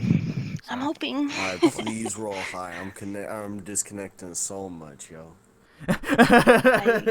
I see what you did there. I'm hoping that I do roll high for it, because getting this thing done. Yep. Also, for anyone else who has questions about any of the items that they have gotten, Alexandria, your new weapon, I'm trying to remember the name of it. Same thing with you, Moors, with your new weapon as well. Alexander, your dagger as well. Anyone who has anything new that they have received during the personal arcs, if you have any questions about their function or anything like that, do not be afraid to ask me about it. So, I think I was at least pretty straightforward with everything. But if there's like questions about, if you can upgrade it or anything like that, feel free to ask. So, but I hope you guys enjoyed the side stories. We're now getting into the main stuff here, the main meat of this story sandwich. Very soon. Oh, I just wish I had more time. Yeah, I know, but soon, guys, soon, and you're gonna find out the name of the next arc next week. Suspense is killing me. Yeah, it's gonna be a really fun one. Boy. It's gonna be a really fun one. So, like I said, a little on the unorthodox side, but it'll be good. Yes, do. All right, so let me see. Yep, that's perfect. Morris, that is exactly the stats of your new sword spear. That is correct. Cool. Yeah. Thanks. No problemo. I like the whole thing about it again in case you have everything noted. Okay. So Alexandria, your whip sword is it is magical in nature, which means that anything that has magical resistances, so like mundane weapons and such, will not affect it, will indeed cut through. It works like a normal longsword, so it has versatility with it, so 1d8 and 1d10. So 1d8 for one-handed, 1d10 for two-handed. However, it has an additional property to it, which allows you to attack from a range of 10 feet, and it is considered a finesse weapon, so it uses your dexterity. I will say that the weapon can be indeed upgraded, but you're going to have to do some research about that, probably with the new order that you've now partnered up with, to find out more. I do believe that is everything with the sword whip, though. So that's pretty cool. If anyone else has any questions, again, don't be afraid to ask. That's what I'm here for. Especially if there's anything else that you guys like to do before the start of Arc 6. Because as I've mentioned before, when you guys get invested into a mainstream story arc, you're in. So there's no going back. So just keep that in mind. Oh yes, the bar, Alexander. It was called the Silver Coin. Oh, would I be able to acquire my things 6 levels? Or is that going to be a little longer? Yeah, you'll be able to get it back. The sword spear probably would still be within its state. It'll still be magical, and I imagine through the events of Arc 6, it won't lose its power. Unless it takes like a month, which it won't. I will tell you that much now. But yeah, you can get it back from the forges, and Kira will be more than happy to give it back to you. Cool. She'll still be working on the armor, of course, but okay. Yeah. All right. Thanks. Yeah. No problem. So, yep. Anything else you guys like to ask? I'm here, but it is indeed getting late, and I don't want to keep you guys super late. But be prepared, because oh boy, And People are gonna die tonight. And Alexander, make sure you tell Julius to do prepare, because I don't want to alarm anybody, but I think this next dark shit's gonna get real. So get ready. Let's do it. You know, I've been wanting a spear for a while, because really? when I hit 7th level, I wanted to grab a feat. Ooh. The feat was Polar Mastery. Ooh. Okay. So I hear paladins are really good with Polar Mastery. Yeah, they actually are. So this was this is a coincidence. Trust me. Ha ha. No, it'll be good. Trust me. Yeah, I'm actually really eager to see how this goes. I'm going to by the way, I'm going to see if I can get this this whole thing done with Twitch, so we'll stream from there, but I can't guarantee anything because I'm a really busybody. Plus, I gotta get a lot of drawing done, so hopefully by next week I will have everything needed for when we get started. It's gonna take me a little bit of time. Sounds good out of here. Yeah, I think I can do it though. Yeah, I think I can do it though. But anyways, I won't keep you. Great job, everybody. You did excellent work as always. Oh yeah, one last thing before we do start into next week, and then give you a little time to prepare. You are going to level up to 8, so make sure you get Jazz music intensifies. yeah. Do I get anything at 8? Alexandria, one thing you like to do is attune to Solara and grab someone to teach me how to wield a fucking sword. Yes, you can absolutely get help with that. So we're leveling to 8 before it? Yes. Okay. So you have till next week to get your level up straight. I'll do that tomorrow. Perfect. I'll need help. And then also, I had wrote a note when I first got the spear, but I was unsure if I misheard you until last night when I brought up the dagger. You said that it's the same for the spear, like I can teleport to the spear. Yes, I mentioned it when you first got the Spear of Recalling, or as you're calling it, Ryan Calling, as it has a special property where you could stick it into the ground and you can recall back to it, and it'll teleport you back to where you put the spear, and you can do that once per day. And a maximum of at least, I believe I set it to 80 feet. So you can do that. So the spear... Oh, so just as long as I throw it within 80 feet, I can still teleport to it? Yes, you can stick it to the ground, leave it there as a point, or you can throw it, and then you can teleport to where it is. Oh yeah, Tulius can teach you how to wield a sword, Alexandria. Yeah, absolutely. Yeah, like I said, you have 3 days before the artifact reveals itself, so you'll have time. And see if you can get yourself proficient, depending on how good a teacher Tulius is. So, in layman's terms, make sure he rolls really good. Otherwise, oh boy. You will not be prepared. Alright. So, yeah, that's another thing to keep in mind, Bilge, is that you can teleport to the spear, but it is once per day. However, its other ability, of course, you've been using it, is that it recalls back into your hand. So does a lot of teleporting. Alright, cool. I think we're all set and straight then, guys. So make sure you get your level ups ready. If you have any questions there too, I'm here. Yeah, you're going to be, yes, you're going to be level 8 before the beginning of the next session. Because we're doing milestone progression now. The XP thing was like, it made sense, but more and more I was going through this whole thing in my head. It's like, this is a real pain in the ass. Milestone makes more sense anyway for something like this. Yeah, this is a pretty story-based campaign and setting, so yeah, it definitely does make sense for that kind of thing. So we're going to do that. You guys are going to be level 8 now, so make sure you get your levels ups in there, and Polar Mastery. Oh yeah. Oh, so when we wake up for like the beginning of next session, we will be level 8? Yes. Oh fuck, guys. Oh. I'm curious to see what happens for everybody.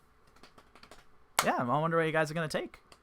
Also, with that said, I'm going to need updated sheets once you're done with them. Wait. Ability score improvements.